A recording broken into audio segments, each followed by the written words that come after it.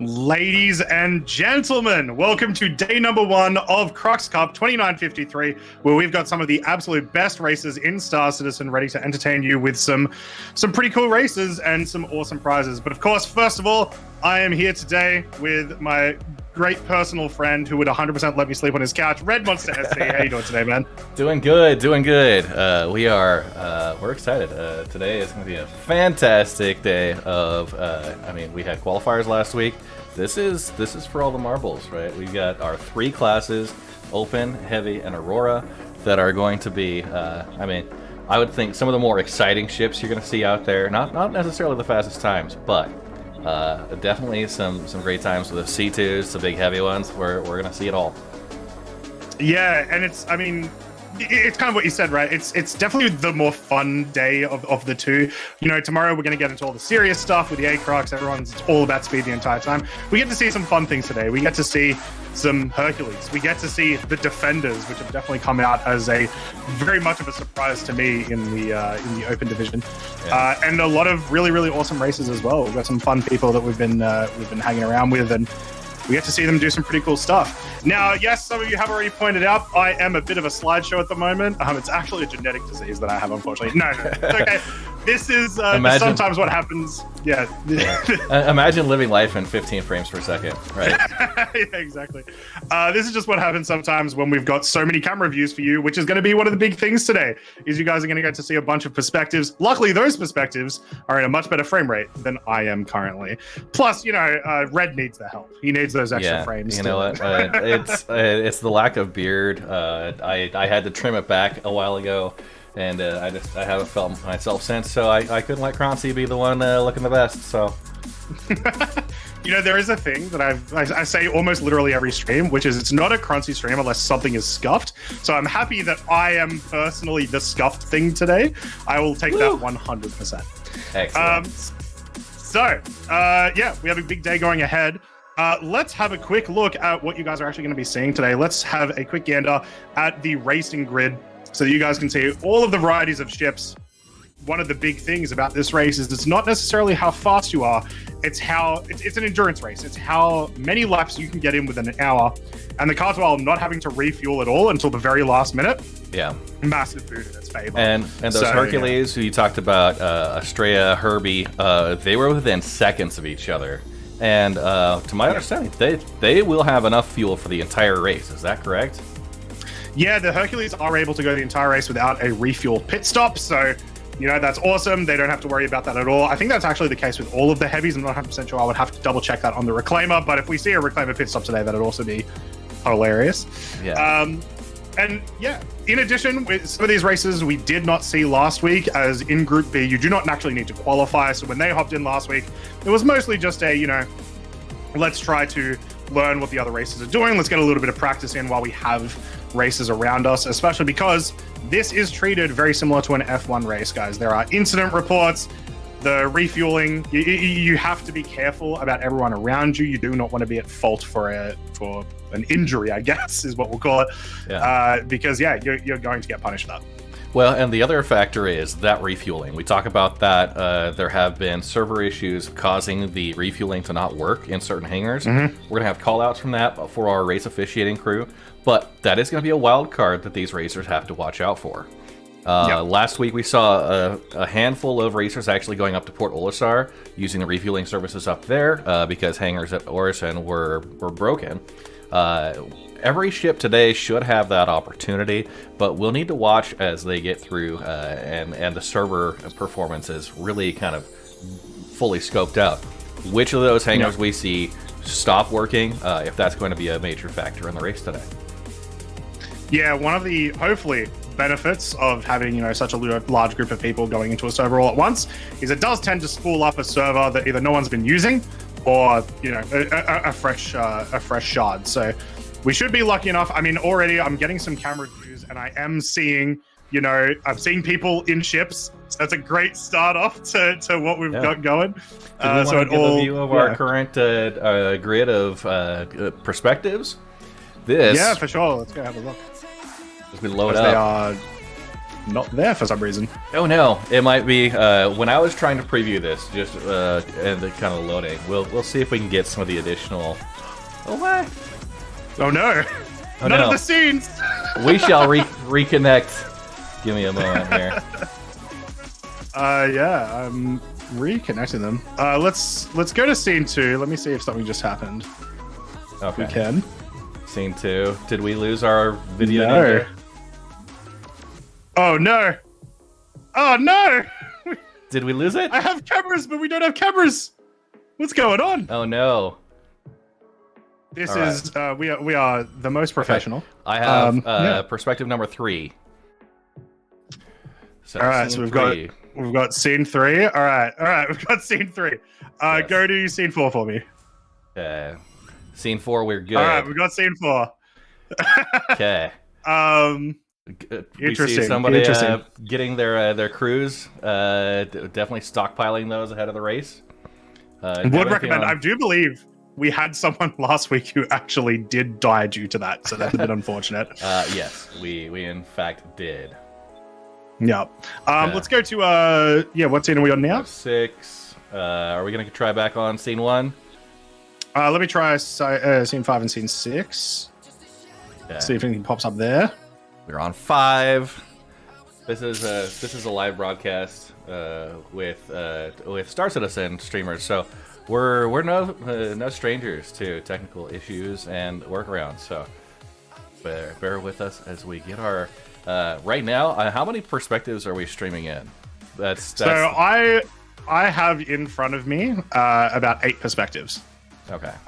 So we'll see what happens there. Interestingly, I'm not sure exactly what's wrong because we do have. So like if we go back to scene 3, see if we can see Sigelian's perspective. We can. I did try to put his onto scene 6, and I unfortunately did not see anything on your side. So not 100% sure what's going on there.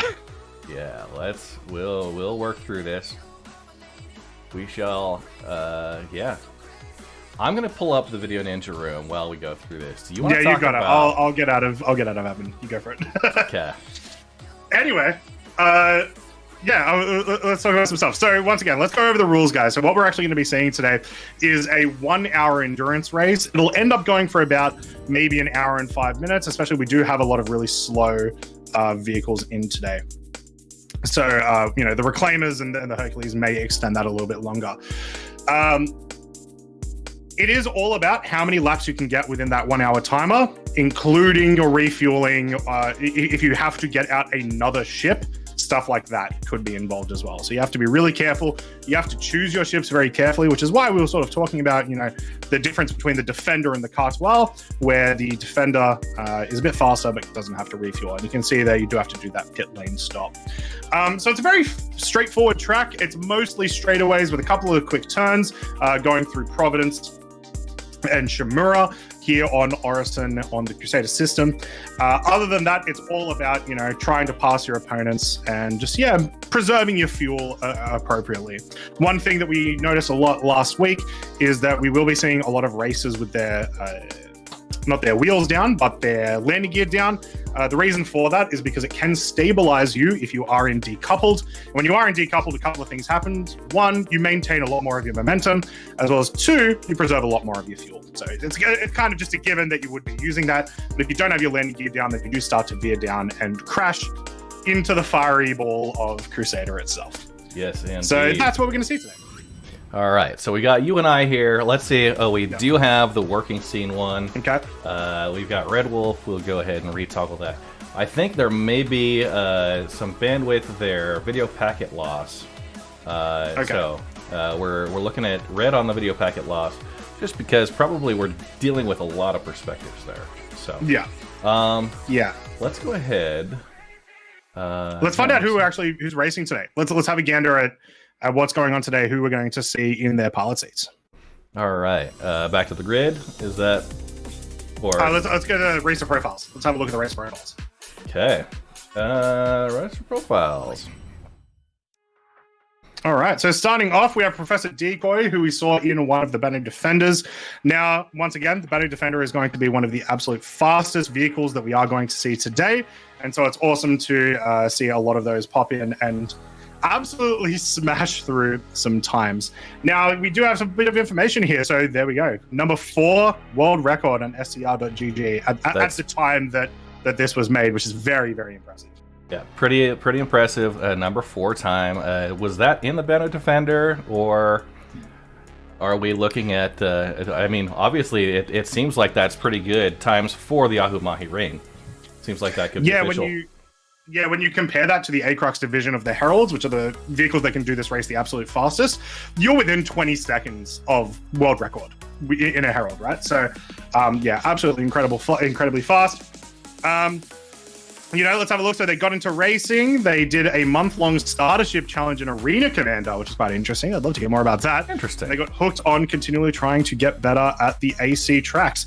I hear that a lot, actually. I was kind of surprised to hear that, Splend did a lot of Arena Commander stuff back in the past. So I feel like a lot of these really fast races do focus a lot on the Arena Commander module, which is cool to see. And it's important to consider that Arena Commander, you've got a much less expensive barrier when you crash and die. If you're doing that in the Persistent Universe, you got to claim your ship. You got to get out of the station. If you're at a landing zone, you got to deal with the train system. It could be 10, 15 minutes easily before you're able to get back onto the track, where Arena Commander gives you that standalone, you respawn right back into your ship, give you more opportunities, more cycles to learn, and really push that through. It's one of the things I definitely recommend running through at the beginning. Sorry about that, Croncy. No, that's all right. This is what we also get from being on the other side of the world. There's a bit of a delay and whatnot. But but one of the other things, so Professor Decoy did participate in our qualifiers last week and managed to get a 3 minute and 28 seconds, so very close to their PB. Very consistent. We'll see what they can pull off today. All right. Let's have a look at our next profile. Next up, we got Ozpen Lay from the HBC Flying Crabs, also running with the Beno Defender. 3 minutes 44 seconds for the personal best. What got them into racing is just boredom and experimentation. Honestly, it's not a bad way to get into racing. If you're out there looking for a different game loop, it's surprisingly exhilarating. You see that personal best time tracking down. You shave a couple of seconds here. Get down to the point where you're shaving fractions of a second on your best runs. It's very exciting. Yeah. What describes Star Citizen more than getting into a community event on boredom and experimentation, right? We all do it. It's fantastic. Yeah. So what he's going to do on release is make some money to get my bigger ships out. Well, you know what? Honestly, the large ships, they're going to be exciting, but some of those small ones, not to be overlooked. Yeah, and then you do notice that. So they do say anything they want to add. Be careful when cutting your lines shorter. There's one turn in particular that we're going to be seeing all of these vehicles cut very, very short, which is coming back into Kaplan for their lap marker. So we're going to be seeing if Ozpin is careful when they're cutting the lines shorter. I'm gonna make a note of that. How many times they crash in those instances. And it is important that Kaplan circuit racetrack that's a part of the Yahoo Mahi Ring circuit, that Kaplan platform, has had some other obstructions added that we did see in qualifiers a lot of racers crashing into. We'll need to keep an eye on that. Yeah, for sure. Next up, we have the Bacon Dragon. Bacon Dragon's going to be flying in an Arrow today with a PB of 3 minutes and 40 seconds. Now, I don't believe we saw them last week, unfortunately, but I'm hoping we're going to see them today on the grid. Yeah. So what got them into racing? They saw a few other streamers doing it, and his chat thought it would be interesting. Honestly, you see different game modes out there. People, I would say I had not been a fan of low flying until watching some of the current folks that are doing that on stream, and it's a challenge. So definitely there. Yeah. What they're going to do on release, they're going to do some grinding, get some races in. That sounds about right. You get just enough money to pay for your insurance claims, and get some spare flight suits. It's the way to run it. Yeah. Also, I do apologize. It does seem like we did have Bacon Dragon last week. They were able to get a 3 minute and 47 seconds as their best time in the Arrows. So not too shabby, pretty close to their PB. So once again, today's all about consistency. So the first Arrow on the board. We'll see what they can do. Anything they wanted to add, they said they're glad I joined the verse and met a lot of people that helped me get acquainted with the game. That's one thing that I think stands out for Star Citizen. is the really awesome player community. We've got we've got these player-driven events. Racing, didn't exist in Star Citizen before folks made the SCR.GG Racing. These type of tracks. There wasn't official support in game until 3.18 when we got. Was it 3.17 or 3.18 for 3.17 when we got 3.17.1, I believe, when we got Snakebit. Yeah. So these type of community-driven events have become an official part of CIG. So next up, we got Trotster from SCA team Whoopdangas flying a car 2 wall with a personal best of 3 minutes 47.995. Now, Trotster in that car 2 wall we saw went 58 minutes without a refuel, just 2 minutes shy. What got him into racing? Of course, Echo Bit. What they're going to do on release is hang out with all my SCA friends and then bomb the entirety of Pyro with Finley plushies. Ambitious. Yeah, like Trotster's a person that's known very well in the racing community. Even raced in my old, Mountains of Madness events that I used to do, and plays around with Ecobit quite a lot. And in fact, that PB, that 347.995, was actually beaten by Trotster last week when they came out in first in the qualifiers, getting a 3 minute 47 seconds .758. So this is the one we were talking about. This is the Cartual. This is the one that does not have to refuel for almost the entirety of the event. We'll see what Trotster does, because we were kind of debating, is it worth one refuel? You might get an extra lap in. Maybe. But it's going to be interesting. For those folks at home who are reading ahead, this claim to fame has me just floored. The Ahumahi Ring Idris world record lap. A world record lap on an Idris. I would say that's definitely a claim to fame. Or do we expect to see that beaten anytime soon? I would hope so. I would very much hope so. It wouldn't be competitive racing if it wasn't, right? Yeah, in fact, if we can see, maybe we can talk to Echo Bit about it and maybe try to allow Idris's next year and see how many we can fit in the Idris division, because that'd be interesting. Or just a capital division even. Indeed. Like get some maybe one day in the future we get some Orions going through there or some Javelins. I don't know. Maybe a couple probably barely fit them in. Maybe a couple of Banu Merchantmen. Too soon. Yep. Trotster also wanting to add that if you don't fly your favorite ship in the game instead of the fastest, are you even trying? Even living? That is a good point. A lot of folks go for the min-max. They want to go for the fastest ship possible instead of one that they love. It's important to remember, fly the ship you love. Sometimes the ship you love is the fastest, or at least it is the case with some of our Crux players. Yeah. So next up, we've got Ronan, and we've got the F7C for this one. Now, Ronan, I believe, did manage to come in last week, and they managed to get a 4 minute 25.835 seconds, so quite fast in there. They were having fun zooming around a planet or station. Started following him, was having quite a bit of fun as well. There is so much to be said about just how much fun it is just flying vehicles around in Star Citizen that it's kind of a no-brainer that a lot of these races are just like, I was playing the game and I thought racing was fun, Yeah, exactly. And, everybody's done it. You're flying up to a space station or a spaceport, and you wanna thread the needle through those rings of Port Olisar. Give yourself something. You want those clearances, really just being aggressive with your flight maneuvers, just to see what your ship can do, and inevitably crashing, dying, laughing it off, and coming back in 10 minutes to do the exact same stupid thing. Yeah.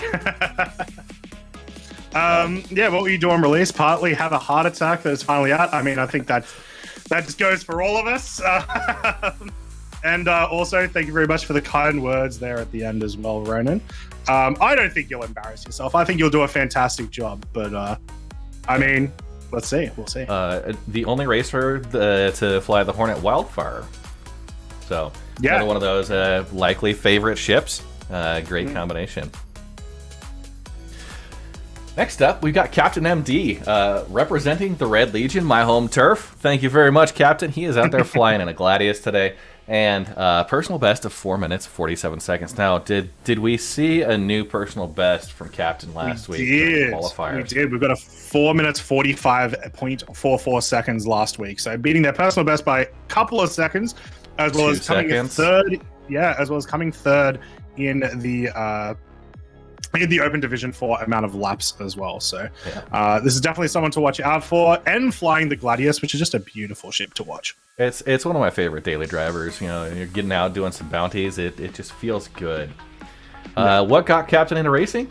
Grew up with Mario Kart and Need for Speed series. So, you know, a true humble beginning like most of us. And obviously what he's going to do on release is go straight into mining. You can't... I gotta say, you can't be part of the Red Legion without having some deep affinity for industrial gameplay, that mining and salvage. And, you know, it's a good moneymaker. I feel like it's a legal requirement at this stage to join your org. You have to be doing some form of industry. You know, we haven't put hard limits in there, but we might think about that in the future. Claims to fame for Captain MD is a third place finish in the Elite Dangerous Buckyball Racing Club Magic 8-Ball Championship. So, coming over from Elite Dangerous, a different type of flight model there, but a very interesting third place finish in that championship. Yeah, one of the cool things about all of these Elite Dangerous players, because there actually are quite a few, let's say, migrants, I guess, from Elite Dangerous in a lot of these flying races, is that's a lot of how XGR was built up. That was a lot of people that were in that and doing this organized racing that have moved over to Star Citizen and started doing it there. So it's been really awesome to see that community grow into Star Citizen, come into that and fully embraced. We love the XGR guys. Yeah. And anything from Captain MD saying this is going to be his first entry into Star Citizen racing scene. So good luck, everyone. And thanks to the volunteer crews. I think that is a good call out. We have how many support staff? I saw 6, 8, 10. Too many. We can probably get rid of a couple. Yeah. Commentators mostly. Yeah, just the talking heads. It's all right. Next up, we have Lavath from Navarki. They are going to be flying the 300i, one of my personal favorites for that sort of medium class division. Yeah, we've got a sorry, my brain is doing things. No time set. Lavath unfortunately last week did crash quite early in the round, but did manage to pick up a 5 minute and 58 seconds, and it was able to finish 8 laps in. It's a bit interesting watching the difference between the 300i and tomorrow when we're going to see the 350r. They really do actually the difference is huge, but it is still very much a fun vehicle to fly around. Yeah. What got Lavath into racing? Part of something new, something revolutionary. Always liked going fast and stupid, so I made my way through the help of the amazing community here as a racer. Fast and stupid. I think that's a brilliant combination that works very well for a lot of players. It's how you get the best laps, right? You don't get the best laps without taking some stupid risks. I feel, you know. And I've just offended half of the population, and we're 30 minutes into stream. What will you do on release? Hope you'll be old enough to attend SC's official party. I've always wanted to go to a con, but never got to. Hopefully until then. And it claims to fame. The founder of a reasonable group in a game, but it never got to grow how I like to. That used to be my main claim of fame, but I hope I will make a new one soon. So opportunities for notoriety, Lavath. Yeah, well, I mean, you're going to have one claim to fame, which is I think you're the only 300i today. So you're going to have the fastest 300i time on the board. That's what we're looking at. Yes, indeed. So they do want to add that Pyro racetracks are going to be awesome, and they hope they can experience them with us on their Discord server. 100%. I feel like we're going to have a lot of people very, very excited for Pyro with some more races. We are getting very close, guys, to getting the race starting. So we're just going to go through the next couple of races somewhat quickly, just to show you guys what people are using. We have Maiden Ariana. This is my personal favorite of the day because we have the 400i on the board. A lot of you will know Maiden Ariana from the Yacht Club. Absolutely fantastic creator, and hopefully they can pick off some good times today. All right. Personal best of 5 minutes, 45 seconds. Did we get a new personal best from last week's qualifiers? We did not. We saw a lot of crashes, unfortunately, from Maiden Ariana last week. So they were able to complete their best lap of a 7-minute 48 seconds. Yeah, so producer and hostess of Yacht Club BC, and also got into racing because she's a Rocket League esports player with women's carball. Loves the fast pace of the game, but love flying a Star Citizen, whether it's for combat, just for fun, or even more. Yeah. Let's have a quick look at the next racer. Bobbit. We have Bobbit. Yeah. Bobbit Oboso. I'll take this one because Bobbit is flying the exclusive Saber Raven with a personal best time of 4 minutes 48 seconds. What got you into racing? Fun. Truer words. That's all you need. Yeah. What we'll do at release? Not sure. Play see if I can, but life isn't always ideal. No claims to fame, but when the landing pad of life doesn't accept your request for fuel, look for a different pad. True words.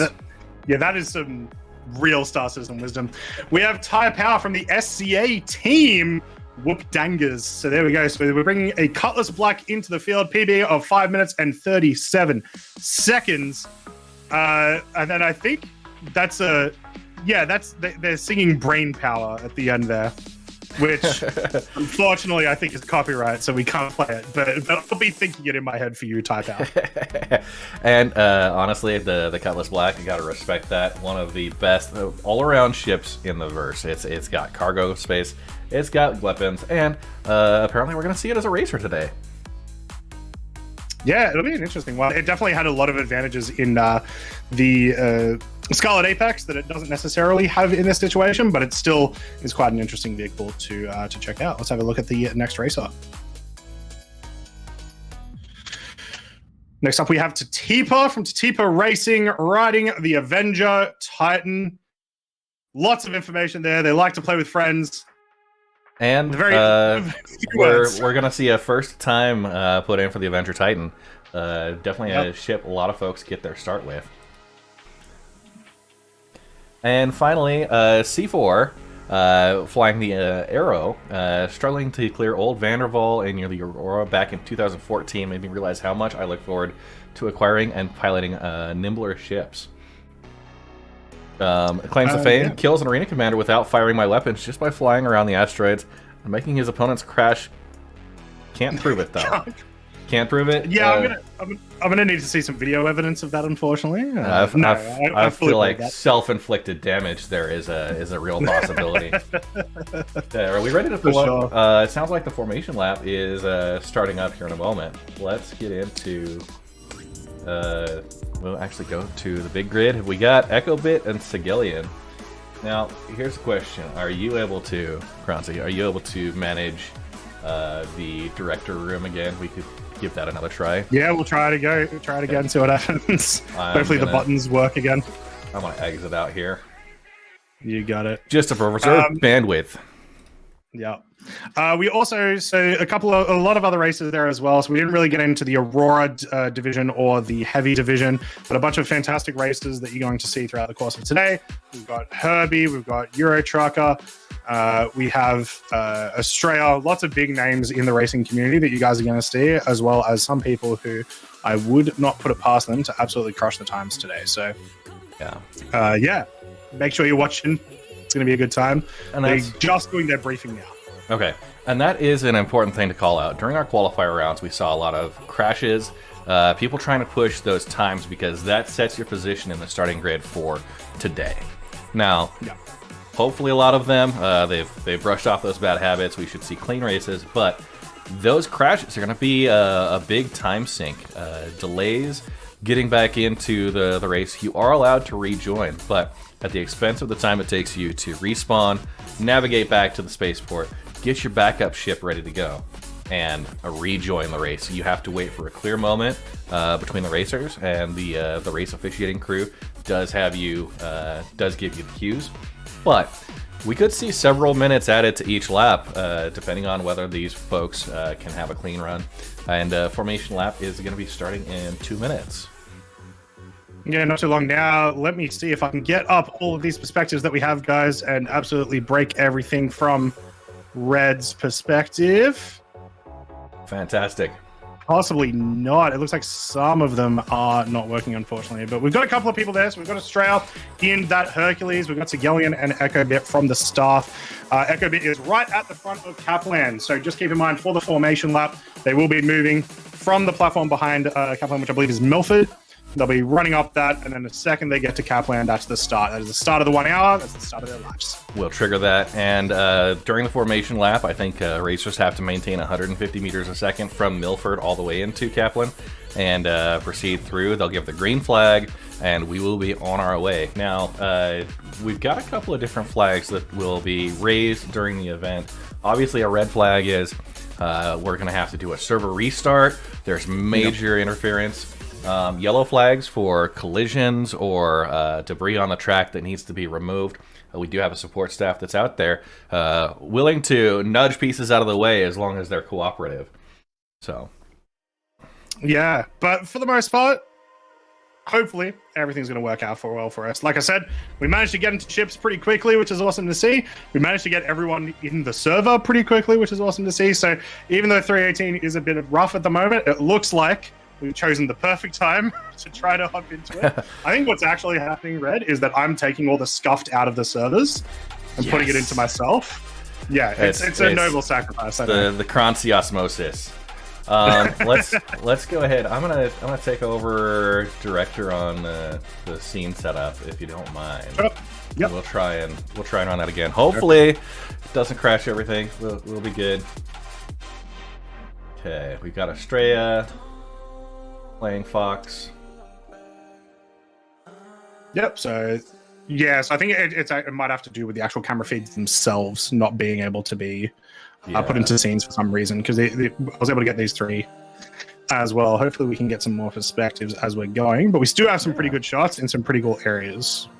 Yeah, and we will make sure we've got Echo Bit, who's going to be on our track view, confirming that.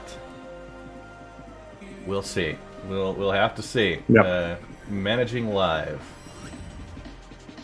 We'll do it live. We'll do it live. It's like the formation lap is starting as well. So if we do go to, I believe, Sigelian's perspective, we should be able to see some of these races start to move off now. All right, let's pull up Sigelian. We're going to add him to scene 1, and we will pull Echo Bit out. There we go. So this view provided by Sigelian as they are working on that formation lap. So he may actually be at a different platform. Let's see. Yeah, I do think I was wrong there. I don't think he's on Milford. I think that may be Providence, but we'll see soon. All right, there we go.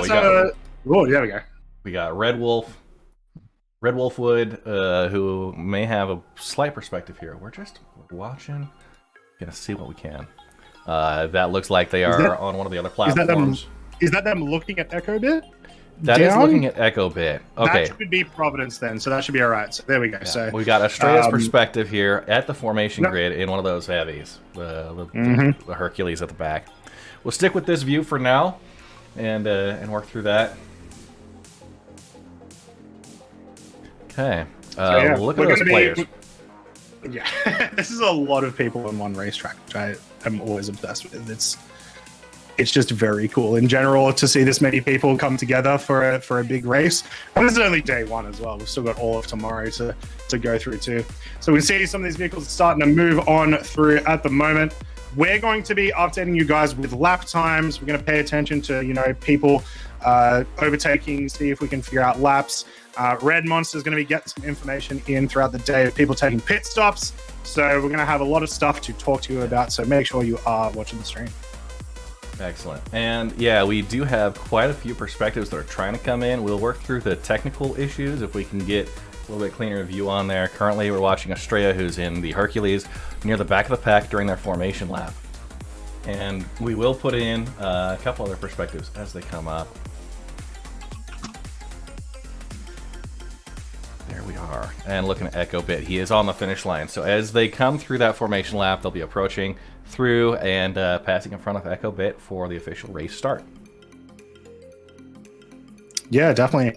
I do also have a couple more perspectives that I can have a look at as well. So, yeah, Australia's going through. Vandell, Epic Wink, We've got Red Roofwood looking at Kaplan as they're all about to start coming through any moment now. And we've got Sigelian, I want to say, on Shimura platform at this stage. It's a bit hard to tell with the size of some of these, but we're going to get some good perspectives. And I'm descriptive. I can... there's a ship and it's moving through. that's what I can say. Ship is moving through, and yeah, we will see if we can get this scene. We've got Echo Bit, who's on the starting line. We did have Sigelian, who's got his perspective there. We're going to just toggle through. We may have to try and get some reconnections, but we don't want to disrupt the racers as they're trying to work through. Obviously, the focus here is going to be these race perspectives. So, yeah, definitely. So yeah, it should be any moment now. The formation lap should be about to finish. We're just waiting on this timer to begin. I can see there's a perspective from Australia at the moment of all of the Hercules right next to each other. It looks quite cool. Yeah. And the cool thing is as well, we're probably going to see them all almost right next to each other for the entire race. They were all very consistent. No one was really willing to take over each other because they are quite large vehicles, as you can probably understand. Yeah. And that is one thing to call out, as the vehicles are trying to overtake each other. The larger vehicle always has the right of way. It's just because they're more difficult to maneuver. If you want to pass one of these vehicles, you're going to have to pick and choose your moments. And obviously, if you try and run a risky overtake and end up causing a collision, that could end up with an incident report and potentially affect your score. I just saw an explosion next to Australia. Oh my. Not 100% sure what happened there. Let's get that in quickly. Okay. That is interesting, to say the least. Did just get the green flag call. The time has officially started. We see this countdown a minute or 1 hour and about 10 seconds, 15 seconds or so as they get through. And yeah, Echo Bit seeing those players moving past and quickly taking that right turn out of the Kaplan tunnel.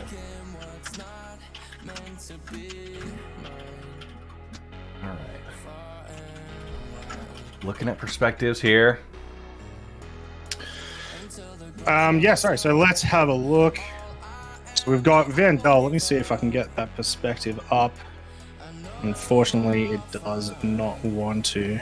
We're going to go through and work on a couple of specifics. We do have our first gentleman. Jez, race director, says destroyed before start. Oh my goodness. Quite unfortunate. Yeah, very rough. We're going to go swap over. I'm going to put Estrella in a solo link on number 2. We'll just we'll improv. If you can keep scene 1 going, that should work. Well, it does seem like scene 1 has also stopped working again. Oh my goodness. To swap through it. So, I mean, let's just say we may not be using this program next year. Ship collision from Loud Guns. Destroyed before start. Oh, that is a rough one. So it looks like we might have a couple of people colliding before the start. Now, once again, if there does seem to be a case of we think, possibly there might be like malicious intent or it's like, someone's fault that there has been a collision, there can be penalties applied to that. So keep that in mind as we go through these. There we go. We've got camera 1 working. So there we go. Sorry. Continue. I'll work on the back end here. Yeah, no worries. So there we go. So we just saw a little bit of Australia flying through. It looks like they've just gotten past Providence, heading on to Shimura and then Milford. Like you said, this race is all about boost control and all about fuel control. There are massive straights that you've got to go through with this. There's a couple of obstacles here and there. Obviously, they matter a lot more for our large vehicles. But for the most part, it's about how much boost are you using and how often are you going for a refuel. Now, because of the state of 318, there is an additional rule that if you do end up having let's say all of the pads stop letting you refuel, we have allowed people to get additional copies of their vehicles and spawn them if that is required. Okay, and we've got Axior with a did not finish at Kaplan, so we'll have to see what that comes along. Now, Axion was not one of the players we've had a chance to run a profile on. Can we talk about what ship Axion is flying? Yeah, for sure. So, Axion, I don't have information about them from last week. It doesn't seem. So let me have a quick gander on Okay. a little Already race we profile. have a yellow flag coming up. So let's go look at Echo Bit's perspective here on scene 2, or on camera 2. Yeah. It does look like Axiom was on a C2 Hercules for reference, so they were trying to run that through. One of those big folks. All right, so we've got Echo Bit's perspective on 2. I've got a number of videos that aren't loading on my side, so of course, Yeah. technical. We may try and start kicking folks from the room just to try and play a little bit. I think playing foxes in one of the perspectives will keep that Sigelia in there, and we'll need to start moving guests out. Yep. It is a shame, but I swear, chat, we had this working perfectly fine before stream started. The beauty So of I'm live gonna, production. yeah. So I'm gonna blame Herbie or something. I don't know. Yeah. Are you able to? Let's see. I'm in the co-director. Mm-hmm. So let's. Are you still in director mode? Yeah, I'll give you access. Go for it. Okay. While we're watching from Echo Bit's perspective on the race time, now we have a first lap coming in. Prof Decoy with the Bounty Defender. That was not a surprise at all. Yeah, no, not even remotely. So managed to pick up a 4 minutes and 29 seconds there for the first lap, but we know that they can push that a lot further back. We can probably see a couple of 3-minute 30, 3-minute 40 laps. We could also be seeing a strategy where it's possible maybe going a little bit slower means that you're going to end up with a less often chance of refueling. And you know, they did lose a lot of time to refueling last week. Yes, indeed. I am not seeing the option to kick members, so we'll need to work through that. I have a couple of perspectives that work. We have our original scene. We do have Echo Bit focused. I think perspective number 3 we'll get a view here. Yeah, so that's one of our Auroras flying through. We did also have 3 more people finish their first laps. We've got Bacon Dragon in the Arrow, getting 5 minutes and 2 seconds. Ozpin in the Defender, getting 2 seconds slower than that, so quite close. And then we've got Levich in the Defender with a 5 minutes and 10 seconds for first lap. Yes, indeed. And looking at this turn as they come through that platform, running sideways, turning at a 90-degree angle as you approach there, and of course, making that narrow clearance through the platform. And we just lost the scene there. So keep an eye on this. Technical issues. We'll get this sorted. There we go. We are back. And remember, guys, if you want to help us maybe go through these technical issues next year, maybe you've got some cool ideas, maybe you've got some cool tech that you want to help the team with, make sure you join up. We have a lot of volunteers helping today. I think it's something like 40 people total, including cameras, the organizers, myself and Red. Lots and lots of people go into it. Obviously, a massive shout out to EchoBit for being the primary organizer and doing a fantastic job there. Looks like the yellow flag is going to continue at the moment. So we will still see some laps finish, but there's not going to be much movement on the grid at the moment. Yeah, and we will keep an eye out. They're going to be stuck at a pace lap or a pace of 150 meters per second during yellow. Is that correct? I believe so. So there we go. We have Tenor. They're going to be finishing their first lap with a 6 minutes and 58 seconds. That is your good old favorite, the Saber Raven. Yes, indeed. Tenna and Obit, Bobbit Obo, that are representing the Saber Raven Owners Club. All right, and we have. Oh, we're going through settings there. Yep. Couple more races coming through. We've got Ronan in the F7C with a 7 minute 7 seconds. Captain MD in the Gladius with a 7 minute 10, and Luigi in the Defender with 7 minutes 13. Excellent. Working through some additional perspectives, make sure we're set up for... Yeah, it looks like we are losing cameras left and right at the moment, unfortunately. As soon as they come up, they're dropping back out. So I'm getting the solo views. We've got EchoBit, Vandel, Sigillian, and we will pick a couple others that seem to be Estrella with the big one will be a great perspective to keep. So we're gonna go ahead, do what we can to try and salvage a few of these perspectives. And yeah. Thank you to making do. Yeah, thank you to those that have offered their cameras as well. It has been awesome to see so many people willing to give up their camera. Of what we can see, we're seeing some good perspectives. So we're seeing Australia, rush through. We've got Vandal in the Aurora. We've got it looks like Epic Wink may be frozen, so I don't have a perspective there. Okay. But then, of course, our regular camera crew. So we've got Sigelian currently sitting at Shamura, I believe. Yep. Waiting for those races to come through. All right, and I am just finishing up the last of those isolated views, so we'll keep an eye on that. Vandal working through the Aurora, and I think the last one we're going to put in here, we'll have Playing Fox for the fixed perspective.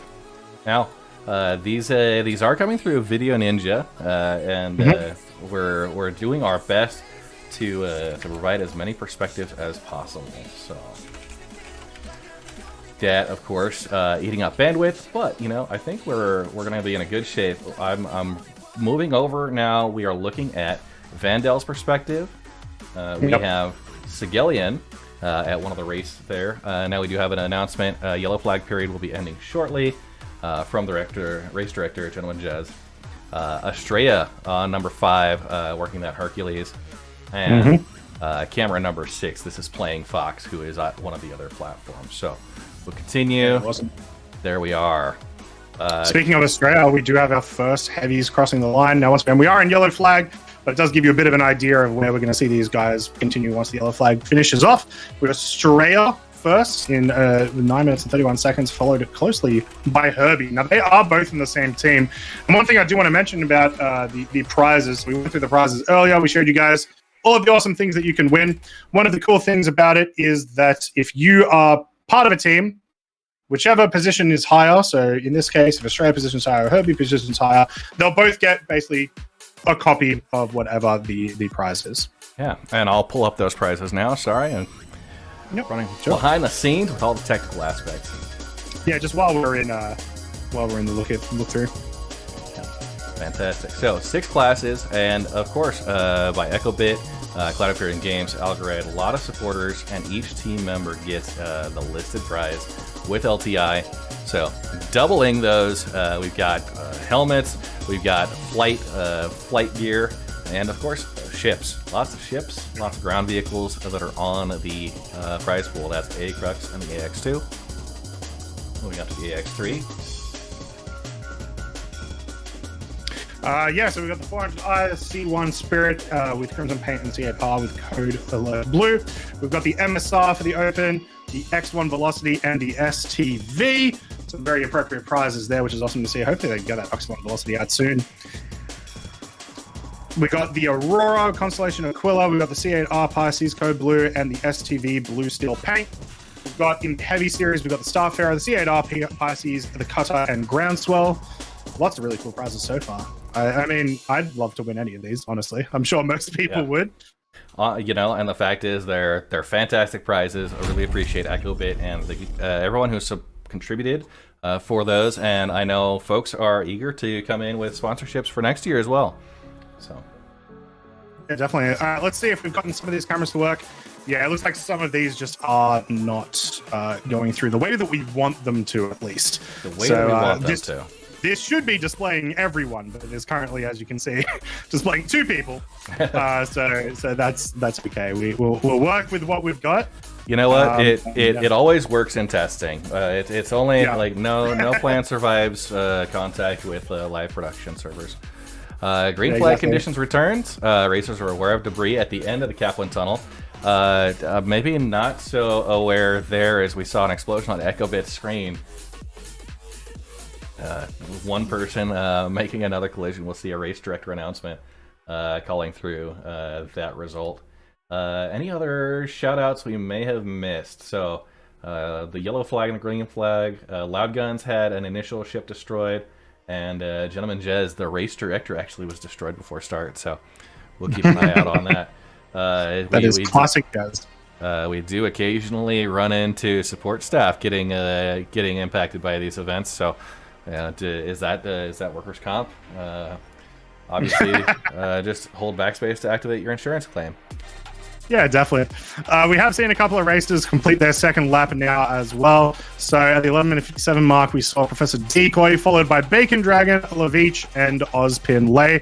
All of those races are in the open division, and we're probably expecting to see them in that top 4 for quite a while. But obviously, you can see that they're quite close together, so we're going to see a lot of competition in that end.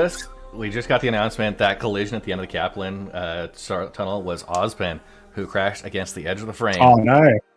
Which is unfortunate. So let's go ahead and see on Sigelian's perspective. We have a couple of folks coming through. Levich, looks like we may have just witnessed a partial collision there. Yes, we've got a call out there. The Bacon Dragon at the Providence crashed at the end of Providence. No debris there. We just watched Loud Guns pass by that perspective. We'll see Estrella in the Hercules moving along. We do see our second place. That was Levich with the crash. So second, third, and fourth place have all had collisions with shift destructions. You can keep an eye on that.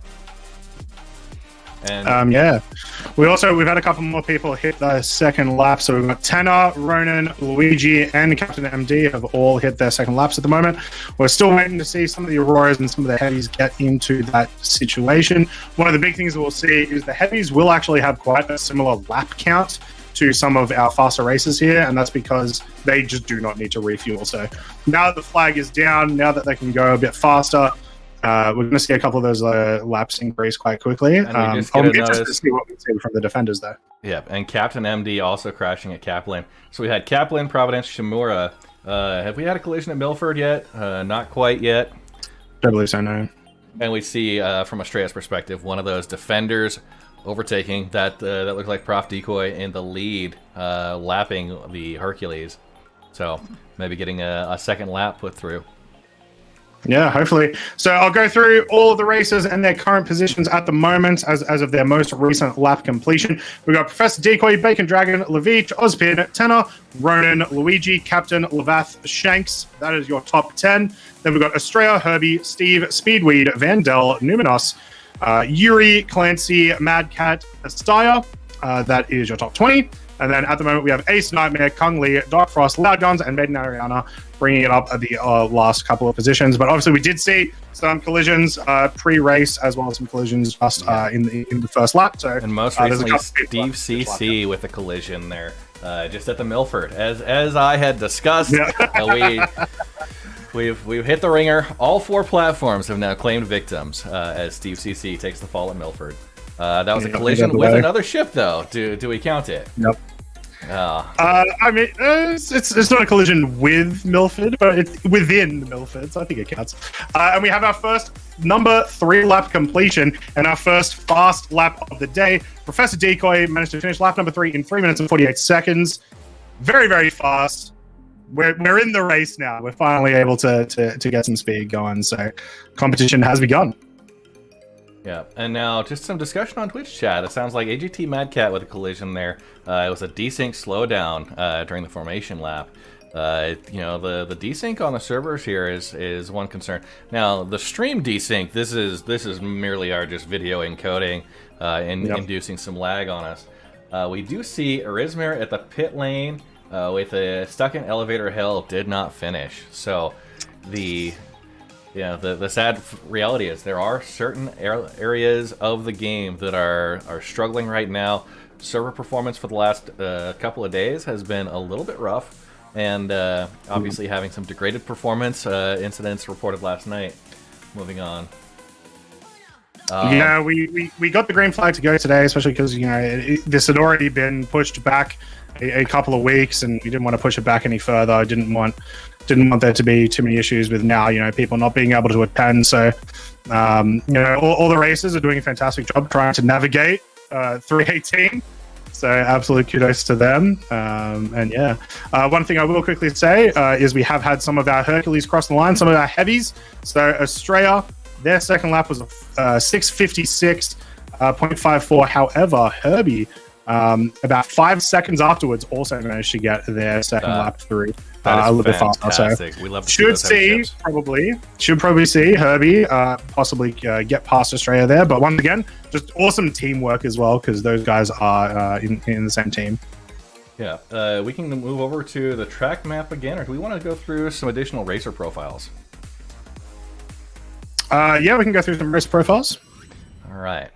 We were up to C4. So we went through C4. Let's have a look at the next racer.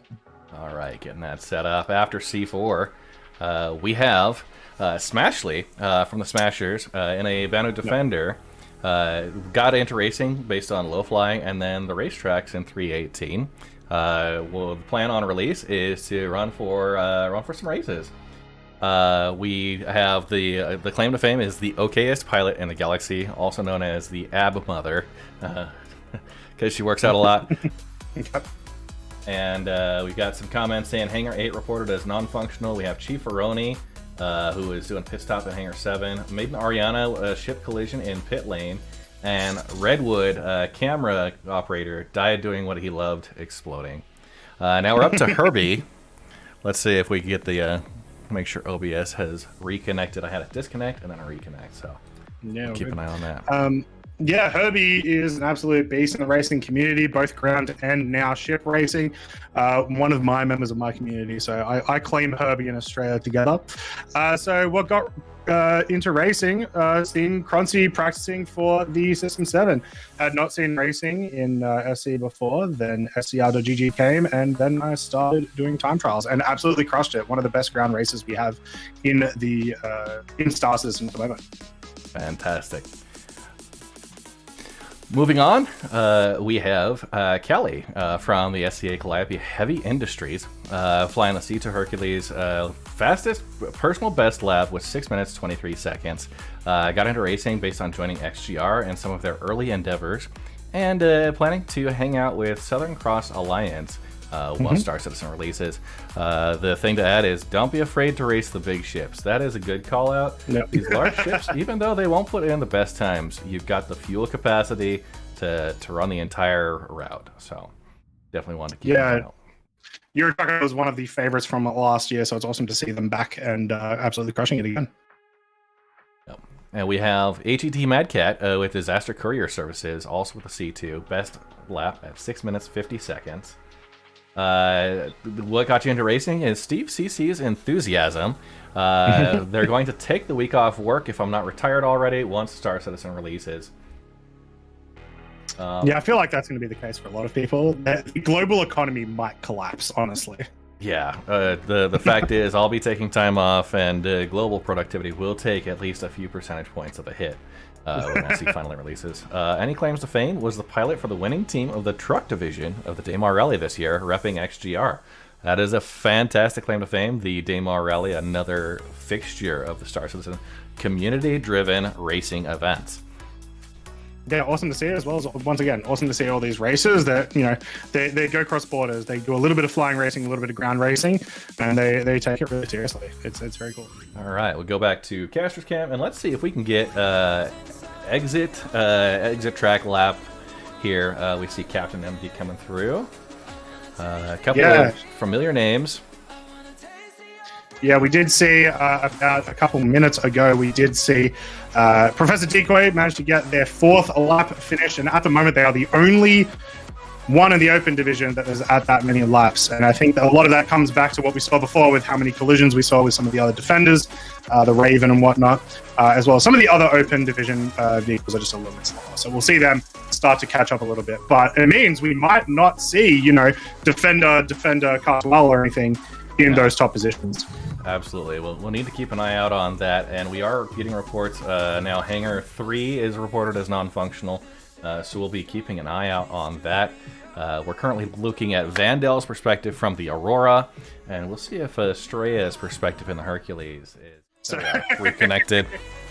Reconnected, it is leagues ahead, and obviously working through an event like this, there's not many people with experience doing this, but we will take this. We see here Euro Trucker in that Hercules crossing over the finish line officially. So Yeah, as we look through, so Professor Decoy has now finished lap number 5, leading the entire league at the moment. Luigi managed to get lap number 4, as did Tanner. So those are your top 3 at the moment in the open division. If I move towards the heavies, we can see that Herbie has completed 3 laps in 23 minutes and 3 seconds, followed very closely behind by Australia in 23 minutes and 11 seconds. Only 7 to 8 seconds difference between those two teammates.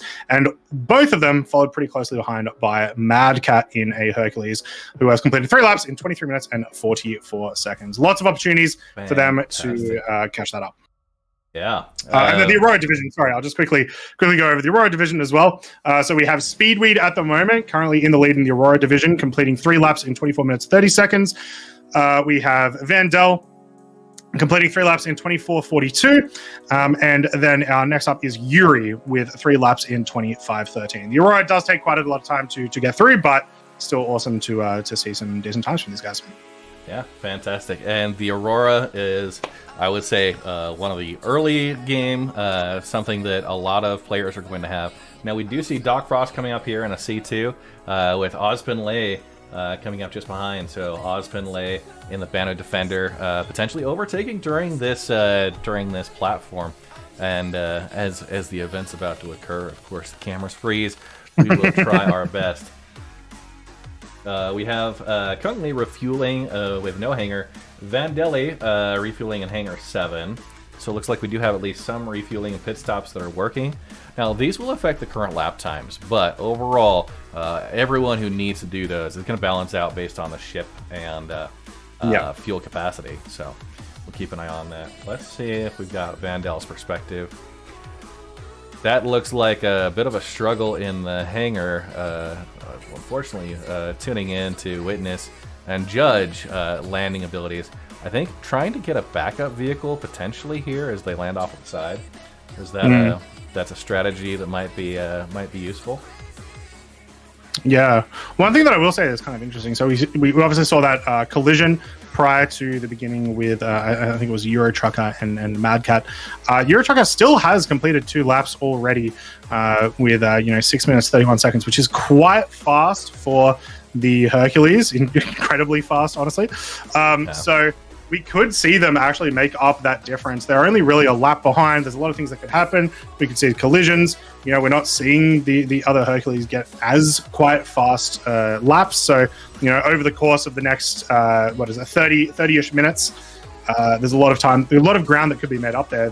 Euro Trucker could go from, basically second last in heavy position all the way up there. And Vandell at Hangar 7 apparently is now in non-functional, so that's where they were trying to do the workaround with the side perspective. So we have Hangars 3, 8, and 7 that are non-functional. So avoiding those hangars and watching. We did see Ronin with a new collision. Ronin crashed at the start of Kaplan, a debris not noted, as we watch some of those racers come through. Yeah, a bit of a rough collision, especially at the start of Kaplan. We were talking about it earlier. There is a very, very fine line that you can take if you're in these smaller ships into Kaplan, but it's a little bit risky. You could clip the side and, you're going to save yourself a couple of seconds, so it's obviously worth doing if you can. And it looks like we have another ship destroyed from Levitch there coming through as well. Quite unfortunate, and that is one of the factors of the race that you're going to have to watch out for. These platforms are deceptively large. The thing is, you can fit those large ships in, but it is going to be tight. Unfortunately, I don't think we have any other reclaimers out today. Is that do we have a reclaimer on the grid? So we have one reclaimer on the grid today, which is Pit Viper, who has completed 1 lap in 19 minutes. So hopefully 3 laps. Hopefully we can see at least 3 laps. Based on that, 3 laps. We'll have to see how the fueling goes. Now, a 5-minute pit stop for a reclaimer there would not be too bad. And here we're seeing Estrella's perspective coming into that platform. So we'll keep an eye on that. Going through some more updates. So we have Professor Decoy, 6 laps finished, currently leading the entire field at the moment with 26:58 minutes to take those 6 laps. And let's go down the board. We have Luigi, 5 laps completed, Tanner, 5 laps completed, Bacon Dragon with 5, Lavath with 4, Captain MD with 4. And then in the 3 region, which is where most of the pack is, we've got Ronan, Ozpin, Herbie, Australia, Mad Cat, Numinos, Ace Nightmare, Speedweed, Levich, Vandell, Maiden Ariana, bringing it up there. Come on, 400. I believe in you. Yuri, Doc Frost, Loud Guns, Clancy, Pate, Shank. So all of that big amount that I just said there are all at 3 laps. And then bringing up the back of the packs, we've got Kung Lee at 2, Steve CC, Euro Trucker, and Trotzer. And then, yeah, Pit Viper in the Reclaimer, 1 lap completed so far. And Call Me Seven's asking if there are any freelancers. We do have 2 freelancer durs. That's Numinos and Ace Nightmare. They're in overall positions 12 and 13, but for the heavy division, they are 4th and 5th. So, and we see few updates now. Hangar 6 is also reported as being down, so we'll need to keep an eye on that. We're down 4 hangars. We're kind of running out of options here at Orison, and we've got 30 minutes left in the race. So is the strategy to refuel early and maybe get in before the hangars stop working, or do you roll the dice, test your luck, and potentially have to divert out to that is a good question, especially after last week. I'm sure that's a conversation a lot of these races had with any of their support team or with the other races themselves. If we're going to see it with anyone, it's going to be these defenders.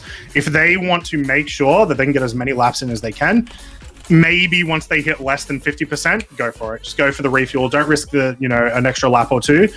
Go for it just so you can ensure that you can get a bunch of extra laps in. But this is stuff that these racers know. They're aware that 318 is a bit rough, and the practices last week did inform them a little bit. And it looks like we have an incident there. Commentator curse. We just talked about the Reclaimer. Pit Viper with the Reclaimer had a game crash, and the Reclaimer is headed into the void of Orison. I gotta say, that's a long reclaim timer. We've got 28 minutes. I don't know if you're going to get an expedited claim moving through there. Unfortunate, the game crash eliminating the Reclaimer potentially. We'll see. Yep. We'll see if Pit Viper can come in, get it going. Maybe I'll just fly down to Orison real quick, pull my Reclaimer, let him borrow it for a bit. It's a bit interesting. I wonder which would be faster. Either logging back in, being in the Reclaimer, and trying to climb probably like 30 kilometers. Or doing a claim time. I'm not sure which one would actually be faster. There have been some updates. In 3.18, they updated the Orison atmosphere level. So you come in much closer to, and you can actually escape quantum travel out at a much lower altitude compared to the platforms. Previously, if you were going to do a Reclaimer, you would need to have something to put on your spacebar. You can go mow the lawn, go do your groceries, and when you come back, still have about an hour and a half left before you got to the appropriate altitude to get out of there. Yeah, no, for sure. But in this situation specifically, that ship is going to fall probably about 20 to 30 kilometers, right? And you are still going to have to fly that. And you're exactly right. We used to experience just how rough it could be flying the Reclaimer out of Orison atmosphere. Well, they might have to do that to get back into the arena. So yeah, and just getting an update from the pit crew, Prof Decoy, who's trying to go through Hangar 6 for refueling, currently our lead. Prof Decoy is having to claim that ship in order to make refueling work. So Pit Viper reloaded, he's back. Hopefully that Reclaimer, if it's still on its way into the abyss, they might be able to get in. We'll have to see.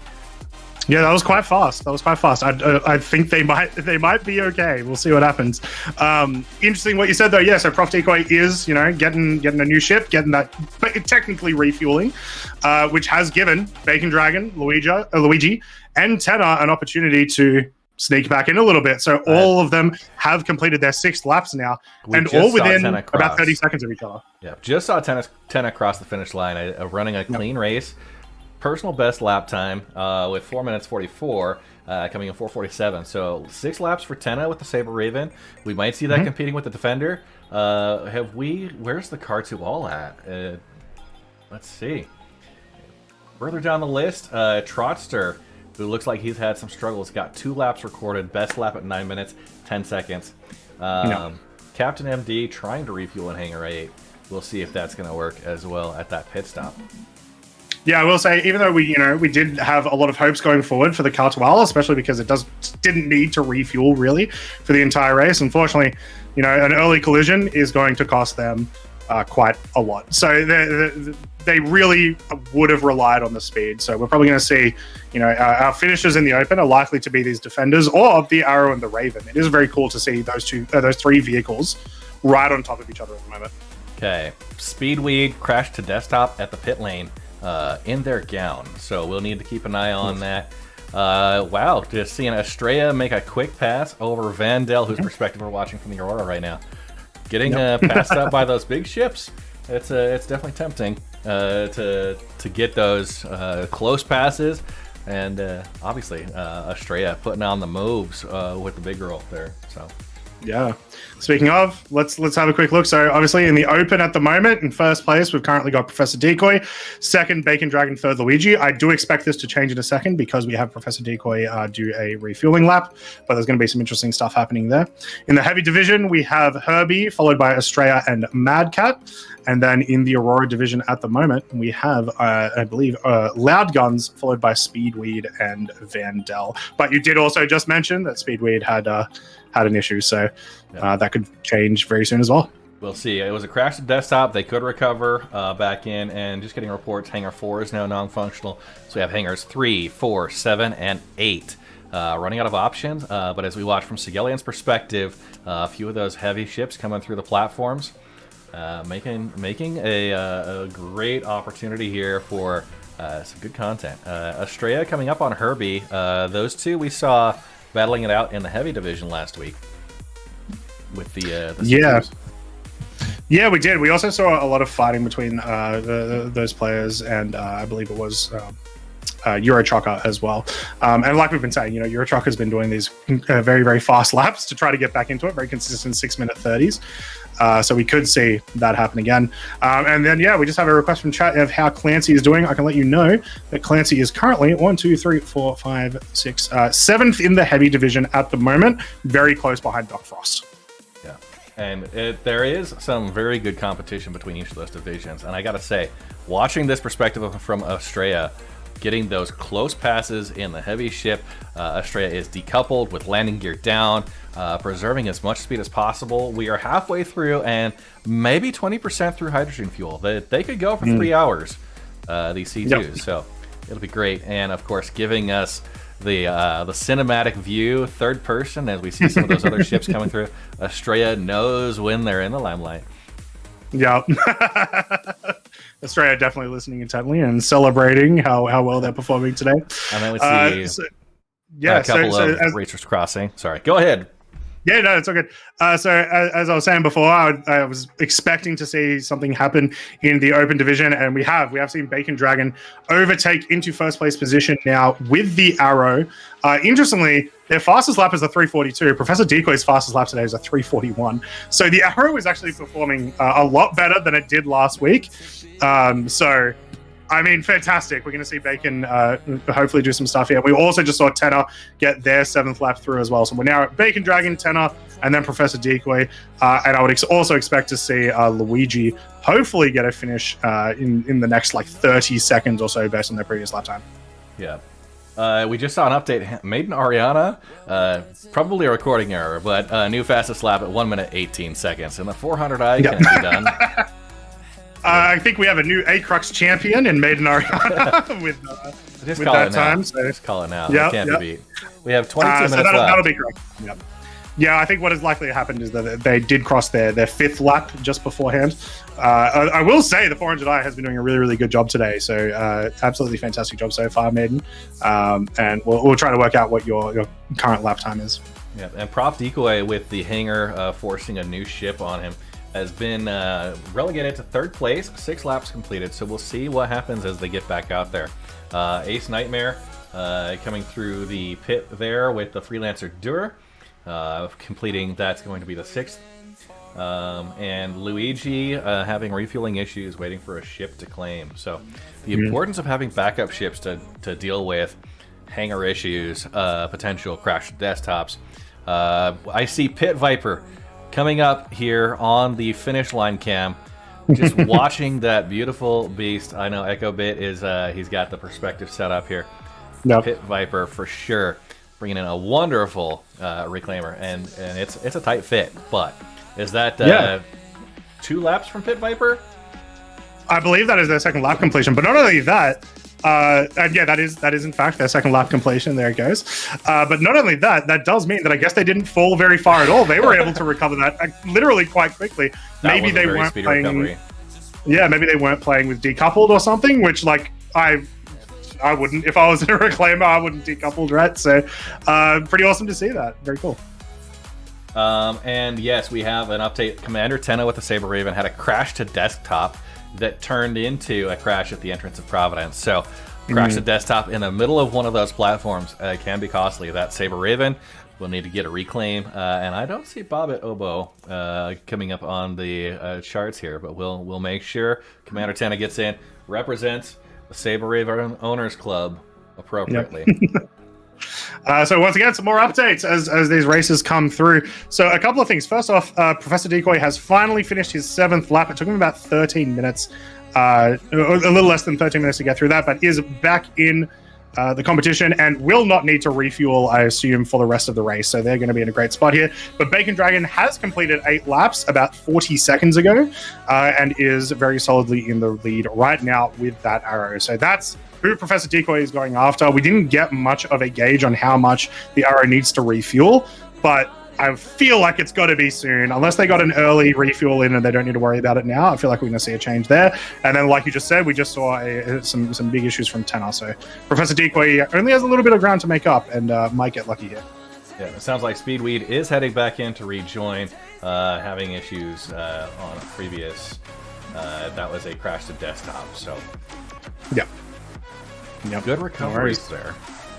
Yeah, it is. That is one good thing to see about today, is we did have some issues last week where, recovery was more of an issue than it has been today. So while there's been some other issues, it's good at least that most people have been able to get back into the race relatively easily. Yeah. So at the moment, we're looking at Bacon Dragon, Tenno, and Professor Decoy in top 3 positions for the Open. In the Heavy, we have Herbie, Estrella, and Magcat, all within a minute of each other. So they are right on top of each other. And then in the Auroras, we have Loud Guns, Patea, and Shanks at the moment, I believe. So we've had a lot of switch up there. The Auroras have been going very back and forth. And we've also seen some very consistent times from these guys. Yeah, fantastic. Let's go through some additional racer profiles. Yeah. So we have Frost, Doc Frost, that is racing with the C2 Hercules. Best lap time at 7 minutes, 1 second. The intro to racing was the Great Drought of 3:17. I will say that is a good perspective. We got pre-announcements from the CIG community team that 3:18 was going to be a wipe of everything, your inventory, your reputation, your credit balance. So a lot of folks put the game down, but those folks who stuck with it did look at other game loops to develop a skill set that could carry them on through that drought. Going to do space farming on release, so hopefully Doc Frost is one of those who owns the Endeavor Master Pack with the hydroponics labs attached to it. The claim to fame is that they got the 2nd place in an Argo Cargo Demolition Derby once. That is fantastic news. I'm a big fan of Demolition Derbies. And the thing to add is stay frosty. Of course, Doc Frost, fantastic perspectives there. And yeah, doing a fantastic job today as well. Currently coming 7th in the heavy division with some absolutely huge competition. So a fantastic racer. And just quickly on the drought of 3:17, I feel like the entire racing community really, really grew a lot last year and sort of continues to grow a lot this year. As it's one of the things that you can do in the game, that if you're going to go do a time trial, you don't really have to worry about the state of the game as long as you can get a ship out. Yeah. Coming up next, we have Axior with SCA Calliope Heavy Industries with the C2. Personal best was 10 minutes 50. Now, I think we had an Axior that did not finish at the beginning of beginning of the race, but got into racing because it's a Sunday hobby. We can talk a little bit about Sunday hobbies. I think there's a lot of folks who pick up the game Sunday morning and just want to have a nice chill experience, or those who just want to get in and go fast. Going to release, Axior's got to rack up those bounties in space or on the ground. Got to catch them all, and by catch I mean shoot to kill. A man who means business. Claim to fame is I reached the center of Microtech's core, where my body was boiled to death in the heat death of the core of the planet. Very interesting. The fact is, there are a lot of ways to get under the surface here in Star Citizen. And sometimes you do it on purpose, and sometimes it just happens to you. One of my favorite things about that, just very quickly, is the fact that CIG even programmed that as a thing. That it gets much hotter as you go towards the center of the planets. It's very fun. It almost makes me wonder if they intended that to happen, or if there's some type of sentience going on with the way that they've simulated things. Is it just so realistic that that happens on its own without any developer input? Could it be sentient? Yeah, maybe. All the best, and let the best racer win. All right, thank you very much, Axior. We have beyond that, if you want to take the next one. Yeah, so we've got AFC Ivan. Now, I don't believe AFC Ivan, unfortunately, was able to attend today, but they were going to be using the 600i Explorer, which is an awesome ship. I absolutely love it. So they don't know, none and no. So another person, a few words, but awesome to see these races come in, especially for some of the practices and whatnot. Yeah. Next up, we have Rustek, also in the 600i. Hyperlink and Friend got them into racing. Yes, I don't know if that's a Hyperlink or a person named Hyperlink. I think I've seen a racer named Hyperlink out there. Okay. So, yep. Pronouns are Uru, and adding Let's Rock. So the 600i Explorer. Moving on, McLovin Pit Viper, who is taking the reclaimer. Let's talk about McLovin here. The got into racing because the Fitness Gram Pacer test. So now, oh god, no! Don't make me remember that. Oh god. Oh my goodness, is that so? Give me some context here. Do you not have the? Nah, you definitely have the Fitness Gram Pacer test in America. That's 100% a thing. Do you not know about the Fits? Oh my god, it's news to me. So lucky. It is news to me. The most torturous. So, like in Australia, we did it in the class called PE, right, which is like your health class. Okay. And it was the worst. It was the absolute worst thing to happen. Basically, you have to run between 2 points, and every time it beeps, you have to complete the lap, and the beep gets faster and faster and faster as you go along. And so it's like this endurance, like sprint thing. Oh, it was the absolute worst. Fantastic. Doing on release, Borat Sagdiev. Any claims to fame? He's a dude playing a dude disguised as another dude. And adding that he is the fastest racer here. Now, we do actually, I would say that was the fastest recovery. And we have a personal best lap, lap number 2, with 19 minutes and 0.899 seconds. So right above. We'll see if he can get an 18.5 minute. Let's save a couple of seconds off of that. Yeah. Let's go back to the race if we can. We've got 13 minutes left before we finish up, and we've got a bunch of updates that I want to let you guys know about. So first off, Bacon Dragon has now completed 10 laps as of about 15 seconds ago. So they are well and truly ahead with Professor Decoy currently in second place position with 9 laps completed, and basically a lap between them. They're about a lap and a second behind each other. So if Bacon Dragon has to go back in for a refuel, we could see Professor Decoy finish that one off. We then have Ozpin Lee, third place in the Open at the moment with 8 laps completed. In the heavy division, we have Herbie with 6 laps completed with 42 minutes and 39 seconds. About 30 seconds later, we've got Australia. And then after that, about another 45 seconds or so, we've got HG Magcat. So the distance between the heavies is getting quite a bit larger now. And once we get into the Auroras, we've got Shanks, Patea, and Vandal at the moment, leading the Aurora divisions with 5 laps in 43 minutes and 7 seconds for Shanks. Only 4 seconds behind is Patea, so very, very close there for those 2 Auroras. And then Vandal is another, looks about 40-ish seconds behind that as well. And so we have a couple of fights here that are very, very close. Yeah, but I've got an update from the pit lane. Patea was heading into Hangar 8 for refuel. That is one of the hangars that is non-functional. We got an update. Hangar 2 is now non-functional, so we got 2, 3... 4, 7, 8, 6. I think we've got the whole gambit there. Predicting issues now. We do, I think, have some Starfarers on hand. Do we know if there's going to be any refueling with those? And current state of the game might prevent that. We'll have to keep an eye out. Yeah, we'll definitely have to see. We are approaching the end of the race now, though, so hopefully we don't have too many more issues going forward.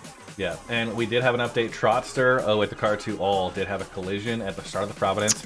There was some debris noted. Racers have been notified, so that's something to watch out for.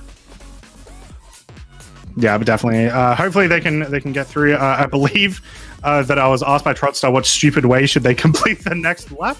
I'm gonna say backwards, just full reverse thrust. I think that would be funny. But yeah, it's good to see. I'm hoping we can get an update on where actually Maiden Ariana is positioned at the moment. I think they are 1 lap less than it says. So I think they're at about 7 laps. In 49-ish minutes. So that puts them actually quite a bit ahead. That puts them in about 9th place position, which in the open position puts them in about 7th. So a very, very awesome showing from the 400i, which is not normally a vehicle you would bring to one of these, but absolutely crushing it. Yes, indeed. And we did see that perspective. Maiden Ariana was a little bit ahead of Estrella in a C2, but working on that lap. So we'll continue. We did see Commander Tenna with the Saber Raven making an approach. So Gentleman Jez says, Pit Viper advised to not complete the lap backwards. Don't listen to Croncy. Good call out there. Good call out. Don't try and do the lap backwards. I think if you're in the Reclaimer and try and do that backwards, you do deserve a medal, but it will be kind of rough. We saw Chief Veroni going there and Clancy with the Valkyrie. Now, the Valkyrie is a unique ship, a good drop ship, and I think underrated, potentially. I'm a big fan of those drop ships, and CIG has those. There's the drop ship tax, there's the alien tax. Specific classes of ships definitely look like they're more expensive. And we got an update. Ronin has a destroyed with a crash on Kaplan platform. There was some debris, but it's been moved out of the way, so we'll keep an eye on that. Yeah, a bit rough there. Ronin had an absolutely amazing start to the race, but has definitely fallen behind quite a bit. A couple of bad collisions. I will say, yeah, I absolutely love the Valkyrie. It is 100% underrated. Some people forget how much of a gunship it can be, because people forget that it has like 4 turrets plus, the little ones and stuff. People forget that all the time. It's got side turrets, top turrets, and yeah, you can fit 2 vehicles side by side. Here we've got the perspective from playing Fox at that other platform as we see the heavy ships coming in. They're flanked by, is that a 400i potentially? Let's see. Yes, it is indeed. It does appear to be, yeah. So that's Maiden Ariana following up behind, I want to say, Estrella there. I'm not 100% sure, but it's flying with the ramp down on that 400i. I would say that is a bold strategy. We'll see how it pays off. Oddspin update. Oddspin is going in for refueling, so we'll see how that runs. Yeah, that's going to be really bad for Ozpin there, but they are at the moment in a pretty solid 3rd place position. So unless this takes them a really long time, they shouldn't drop any more positions, hopefully. Speaking of those positions, though, so once again, we're watching, this fight between Bacon Dragon and Professor Decoy. We had this refuel that happened about 20 minutes ago that really slowed down Professor Decoy a lot. We don't know how much fuel Bacon Dragon has right now, but I can't imagine that it's that much.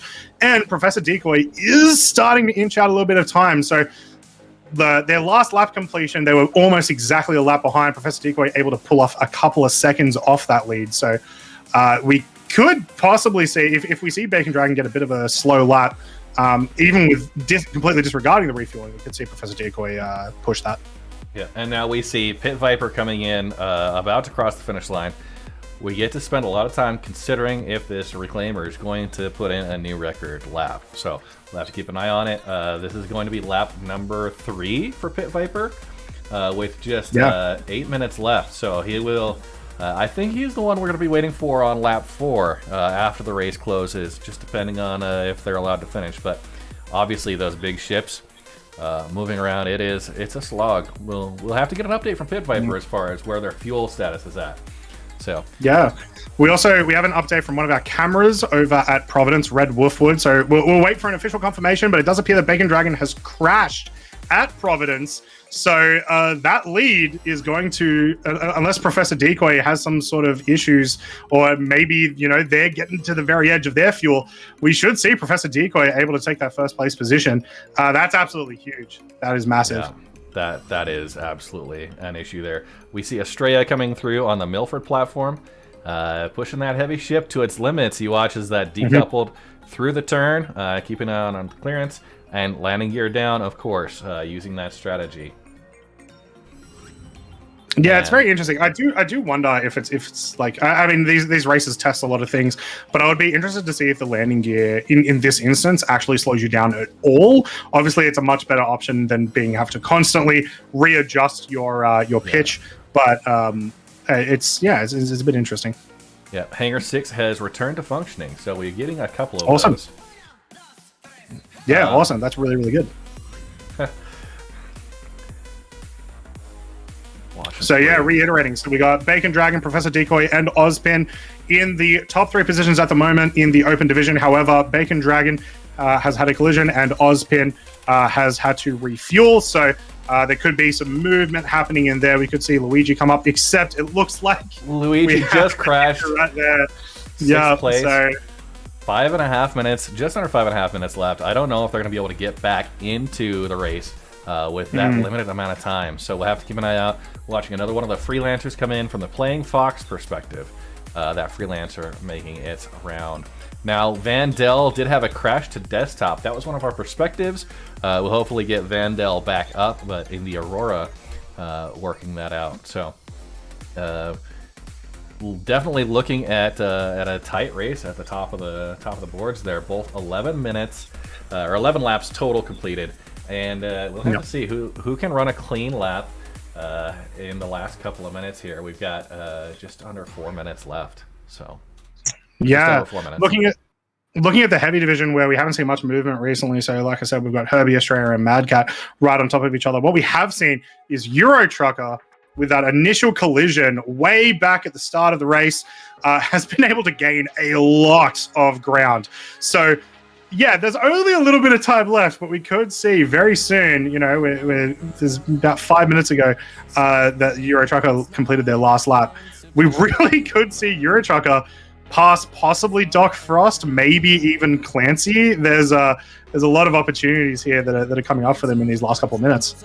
Yeah, and the consistency between those large ships, I think, is going to be amazing. Now, the Band of Defenders were the early favorites during the qualifiers, and we had the Car2 All that was in contention. We're pretty well split. We actually have an Arrow, a Defender, and then 2 Defenders, and a Saber Raven coming in 1 through 4, with the 400i piloted by Maiden Ariana coming in 5th place. So maybe some surprises on the overall standings. Yeah, do remember with that placing though that there was that I believe 6th lap that we think may have been miscalculated. So Maiden Ariana not likely in 5th place at the moment, but not very far behind that. I think at the moment, based on their times, that Maiden Ariana is actually around 9th, 8th position. So really, really solid effort, especially with like this is a 400i going up against like Defenders, right? This is a very big difference in speed. But once again, the 400i has a huge full tank, so does not have to refuel even once. So if enough people collide ahead of you, yeah. And there we go. Looks like Professor Decoy has finished lap number 11.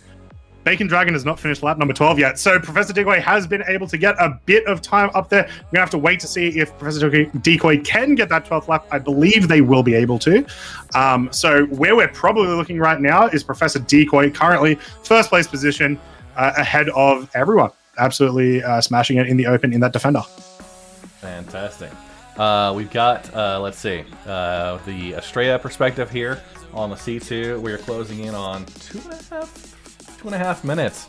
So getting down to the final lap, a lot of these folks are going to be closing out the current lap, and we'll have to see what happens there. There was a note that there was an unknown explosion at the start of Kaplan, so we're going to need to watch out. There could be some debris there as people are trying to finish up their last runs, and you see that that highlight of the entire crew from, of course, as I take the perspective, Estrella looking to the side, utilizing some of those camera angles.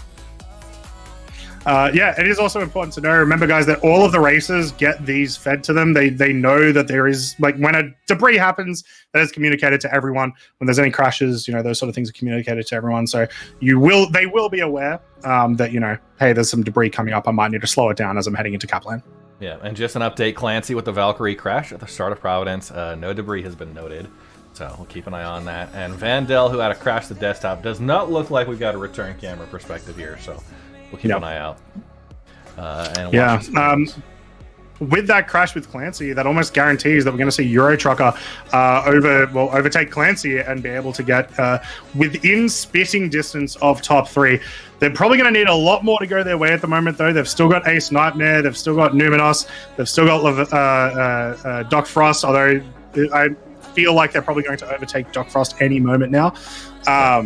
But I don't think we've seen as much of a recovery in speed and pace today as we have seen with Euro Trucker, which is it's kind of a shame that they did have that crash, because this is fast.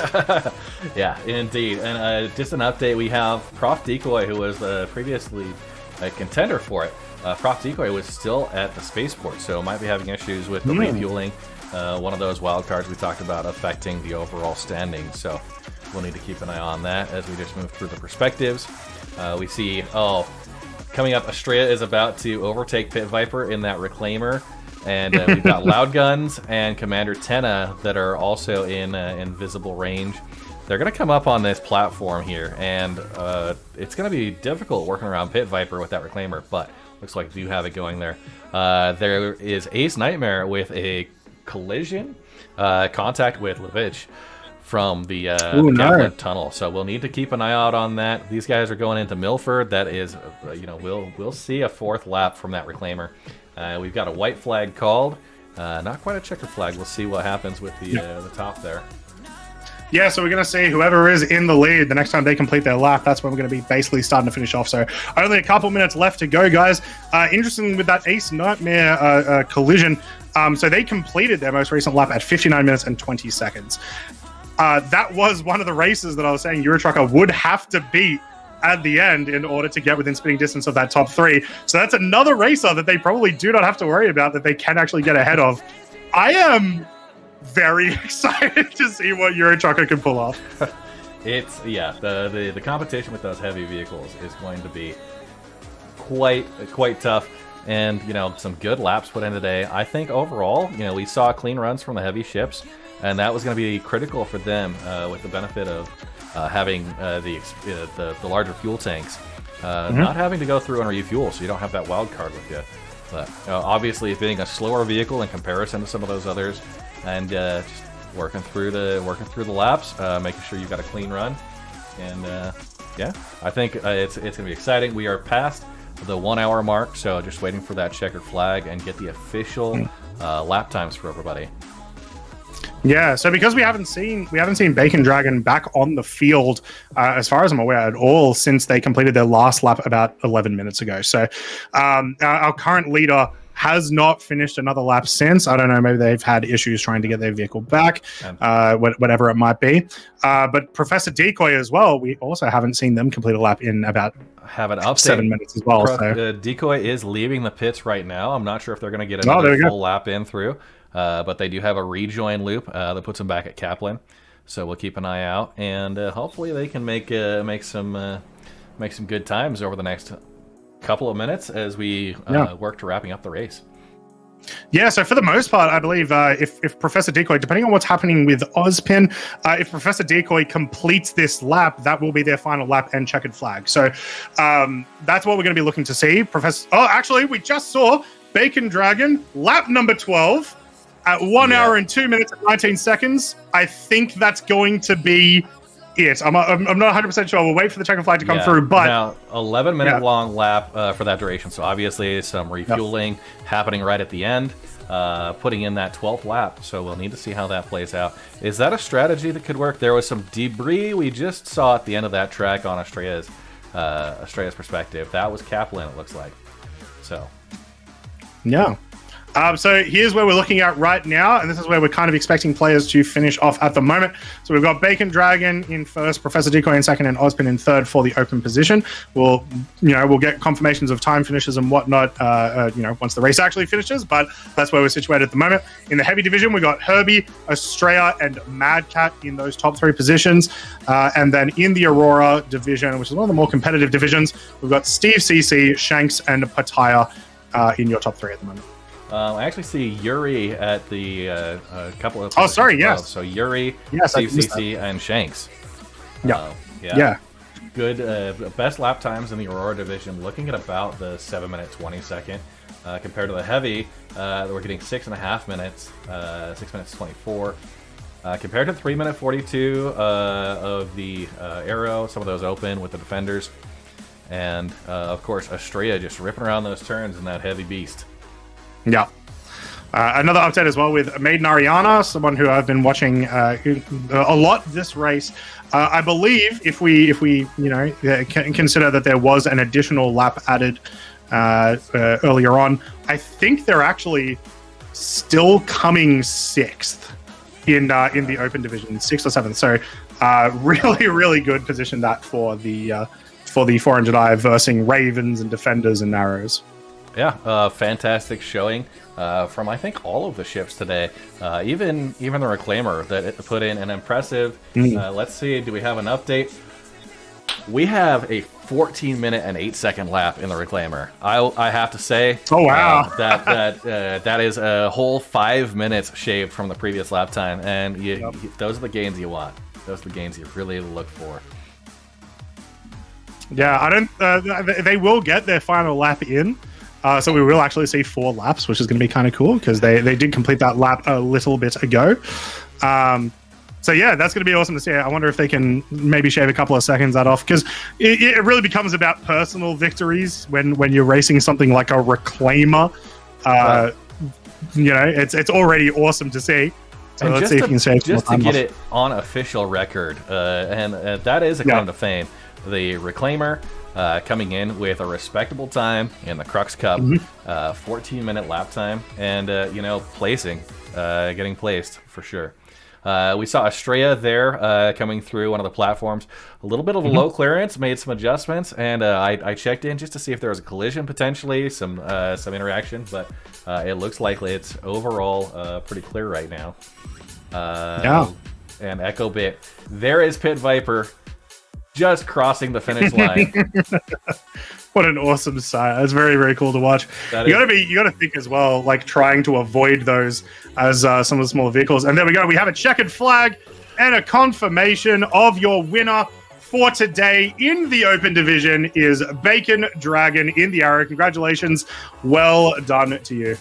Yeah, and update quick on that Reclaimer. 12 minutes, 36 seconds lap time. So another minute and a half reduction. And, honestly, a 12-minute 36, I think that's a respectable time. We'll keep an eye on what these finishes look like as people complete their current laps, getting those all buttoned up. We've got Captain MD, who has made an official. Commander Tenna, 5th place officially. Yep. And Ronin looks like we've got an 11th place. As these racers come in, based on the number of laps completed, based on the finish time for each lap, that's where they're going to be placed. Speedweed in the Aurora ES finishing there. And Maiden Ariana coming in 7th. We'll see if that holds with the additional lap there. But 400i, 7th place, going up against a number of vehicles. The Arrow, the Defender, the Gladius, the Raven. We'll have to see there. And Herbie looking like it's just quickly on Maiden Ariana. As I mentioned earlier, I do think that regardless of the minus lap, that you will still end that result 7th. But sorry, continue. Yeah, some margin in the next one. We see Herbie and Estrella. They're both pretty close. About 30 seconds separating them between their last laps. So we'll see how they can pull it out today. We'll actually go to Estrella's perspective for the race there. Oh, if I get the right camera. And some fantastic racing. We saw a lot of collisions. We saw several hangars go down. Some of them recovered throughout the course of the race. And overall, I think folks getting backup vehicles, working through those. And I have to say, I don't want to curse it, but we had a decent looking server today. People were able to get in. We had a couple of crashes to desktop, but those recoveries came in pretty quickly. And overall, I think an eventful race, and we'll hopefully look forward to tomorrow and maybe a little bit more of the technical side resolved for the A Crux, the AX2 and the AX3. Now, we're going to be awake late tonight. Yeah, for sure. Now, the way time zones work, I'm just going to be up during the regular day, so you'll be late. Oh, it's all right. We've got if you guys do want some more racing, we've got some more racing later today from Ammo Esports. We actually got the System 7 continuing. And then we go. We've got our first heavy completed. Yeah. Herbie, first place for the heavy division. So we'll keep an eye on that. And I think Estrella making that final approach. And Steve CC, the first for the Aurora division. Prof Decoy with the Defender coming in an official second, locking that in with the 13th lap. And I gotta say, fastest lap times there are very, very close. Just collisions, some refueling issues, really making the difference with this last couple of laps. Yeah, it's very interesting. I wonder if Professor Decoy maybe could have that big refuel that happened at about the 30-minute mark. I wonder if they could have pushed it maybe a couple minutes later and not be forced to do that refuel at 54 minutes. I'm sure they would have planned it ahead, but I'd be really interested to know what is inside their head in that instance. So yeah, we did see Herbie finish in first place position, which means it doesn't matter where Australia positions; they are part of the same team, so they are first place in that team. Which means at the moment, ATG Batcat is going to be the one going for team second place position, and Numenos going for that third place position. So it does look the Bacon Dragon just got a finish there with a lap number 14, so that pushes Bacon ahead. Yeah. So. Yeah, they were our official first place. I do believe they get an extra lap in, but it doesn't necessarily matter because no one behind them gets that additional lap. So they were basically confirmed first place, I'm fairly sure. So so Bacon Dragon first place, Professor Decoy in second, and Captain MD third place in the open division today.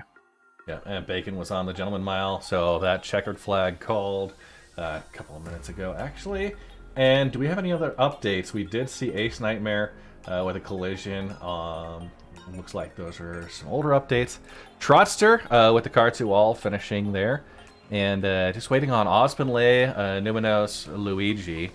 We got Patea with the Aurora. Looks like that's fourth place in the Aurora division.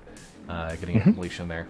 And just waiting for these last couple. It looks like we may have one more lap from Pit Viper. Kungley with the Aurora, finishing 8th.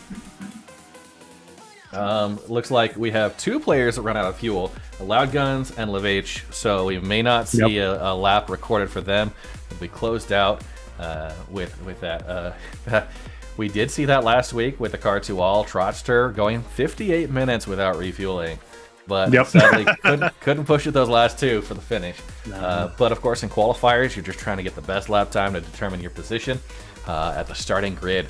So we've got a few more. Levach, obviously number 6, waiting for a lap completion there. And Ozpen, we see them coming up. And Numenos coming up just behind. Loud Guns ran out of fuel on the Gentleman Mile. That is very unfortunate. No. We see Ozpen cross the finish line. So interestingly, we can also have a look at. We've got some. Obviously, some of these races came in today with a team. They did not necessarily themselves have to beat it as long as their teammate did pretty decently. Captain MD, Levach and Ozpin, they are in the same team, so they're actually both going to together take that fourth place position. Further on, Tenor and Bobbit. So yeah, Bobbit unfortunately looks like was not able to attend today, but Tenor was able to get a pretty respectable 5th place position. So that actually puts them 4th, I believe. We'll have all these updated numbers with the team positions very, very soon. But we had a lot of instances where maybe some people didn't have to go as hard as they did because their teammate was already crushing. So that's always cool to see. And that's the benefit of being in a team event like this, with the prizes being distributed to both party members, both team members contributing. Do we see is Pit Viper actually making a run? I'm not sure if they've officially called it for Pit Viper and Reclaimer. It would be exciting to see an additional lap go, but maybe it's wishful thinking on my part. Last lap was about 12 and a half minutes. Yeah, I think they do actually have an additional lap. So the numbers have been updated. So yeah, that 14th lap from Bacon Dragon, but it did not happen. They're still first place, 100%. But so they completed it at 1 minute 6 seconds. 1 hour 6 seconds and 1 hour 6 minutes and 5 seconds. And the last lap that Pit Viper completed was about 10 seconds before that, meaning they were allowed to start that next lap. So I think we will see the 5th lap from the Reclaimer come through. We'll see what happens. Maybe there'll be a crash. Maybe they'll just send themselves into Crusader, but we might see one final lap from them. You know what? Ending in the depths of Crusader would be a fantastic way to go. We've got the perspective of Estrella. Those Hercules resting their legs, getting the group after the race. This is one of those things that, regardless of where you placed, I think you can sit around, discuss. They're in their own group chat right now, all discussing the events of the race, probably shooting the breeze, talking about placements, laughing off. Any of those unusual events that might have happened. We do see a Cutter pulling up alongside. Playing Fox. Oh, he's coming in. I see that Reclaimer off near the spaceport. So I'm not sure if that's our Pit Viper or if there's another Reclaimer that's venturing their way around. I do want to say I just love this view. There's one, regardless of frame rate issues that have happened, right? Orison is still always going to be my favorite landing zone because look at this. This is it's so pretty.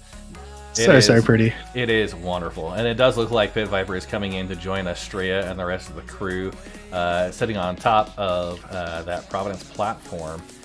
And, really getting the spotlights on the Reclaimer. Industrial Beast. Just gotta love it. So so if we do go to the race results, they have already accommodated for teams, so we can actually have a look at those. So here we go.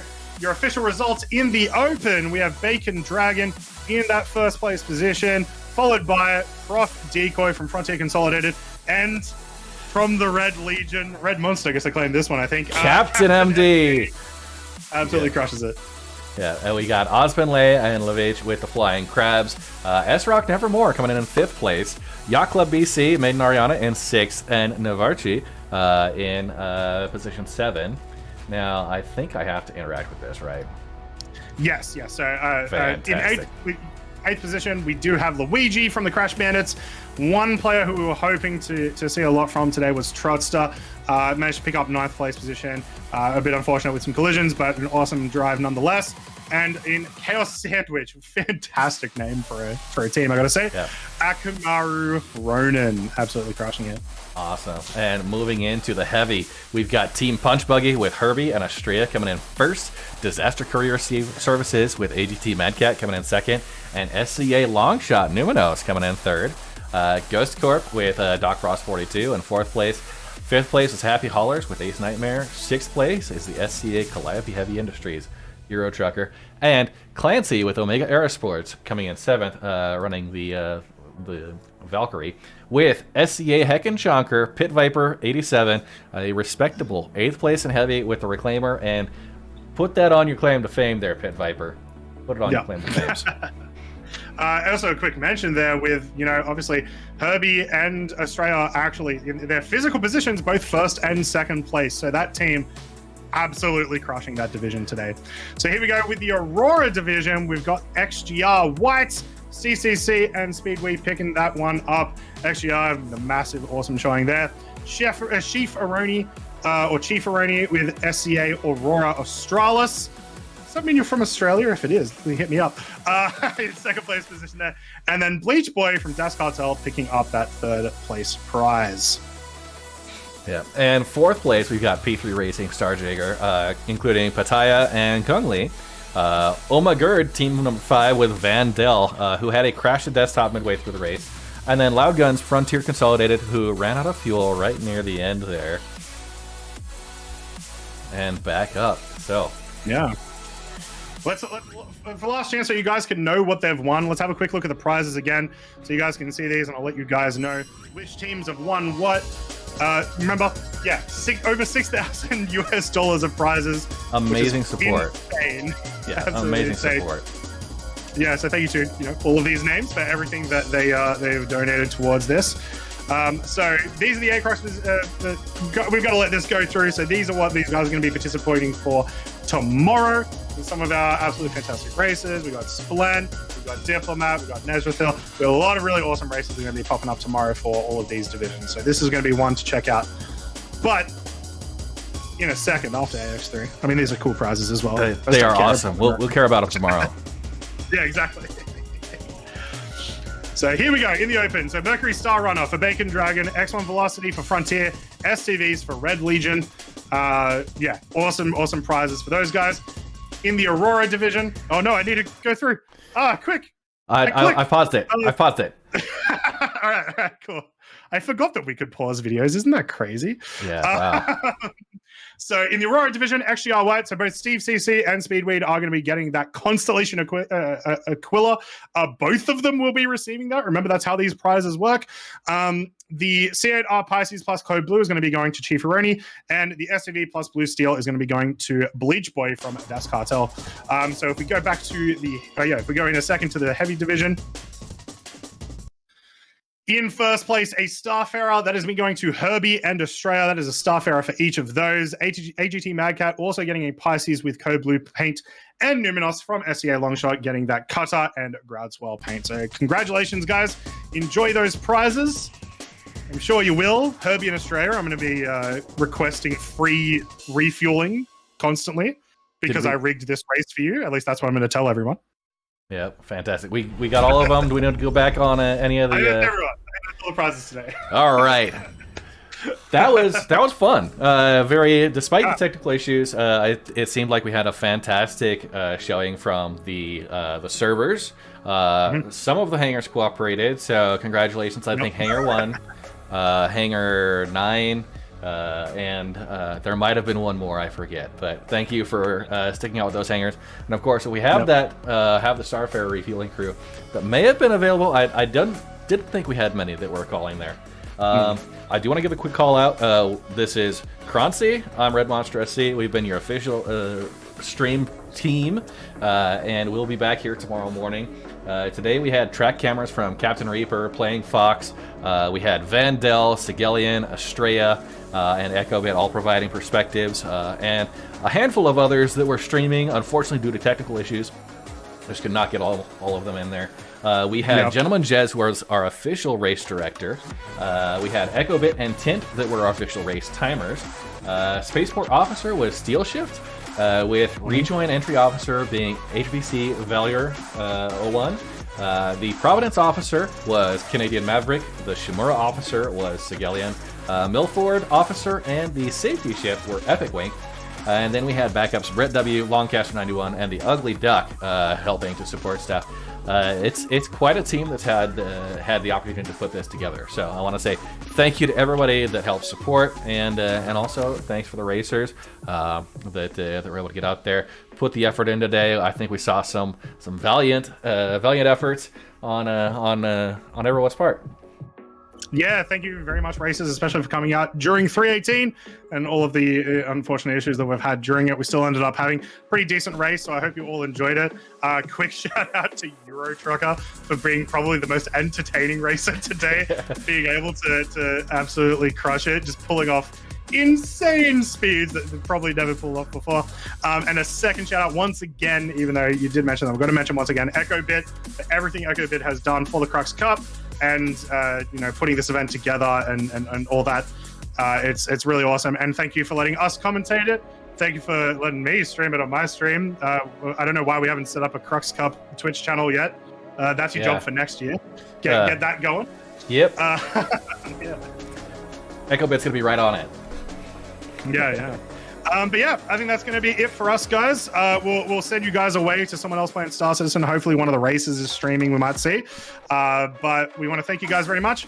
We'll see you this time tomorrow for a little bit of a faster race and some more awesome prizes. I get the feeling we're going to see some recognizable names in the A-Crux, the AX2 and the AX3. We've got Splen, we've got Shaqnu, we've got Tint. We have a handful of the best racers in Star Citizen participating tomorrow morning. So tune in for that. We're going to see really aggressive race times. Are we going to get 20 laps? Right, with 3.5 minutes, we might see 20 laps. Without refueling, yes. But unfortunately, I don't think we're going to see that. I think we might see, 15 to 17 laps, depending on how the Heralds go tomorrow. But as long as we get no issues with refueling, please. Yeah, everybody at home, fingers crossed. Let's see that in chat. And yeah, obviously, with the qualifier races, we saw a lot more collisions than maybe normal. We'll hopefully get a clean run from some of those racers with the big names, and be able to see those up in lights on the official standings when the race is over. Hell yeah. Awesome. All right, thank you very much, guys. We're going to head out. We'll see you tomorrow. Appreciate you as always. See you tomorrow.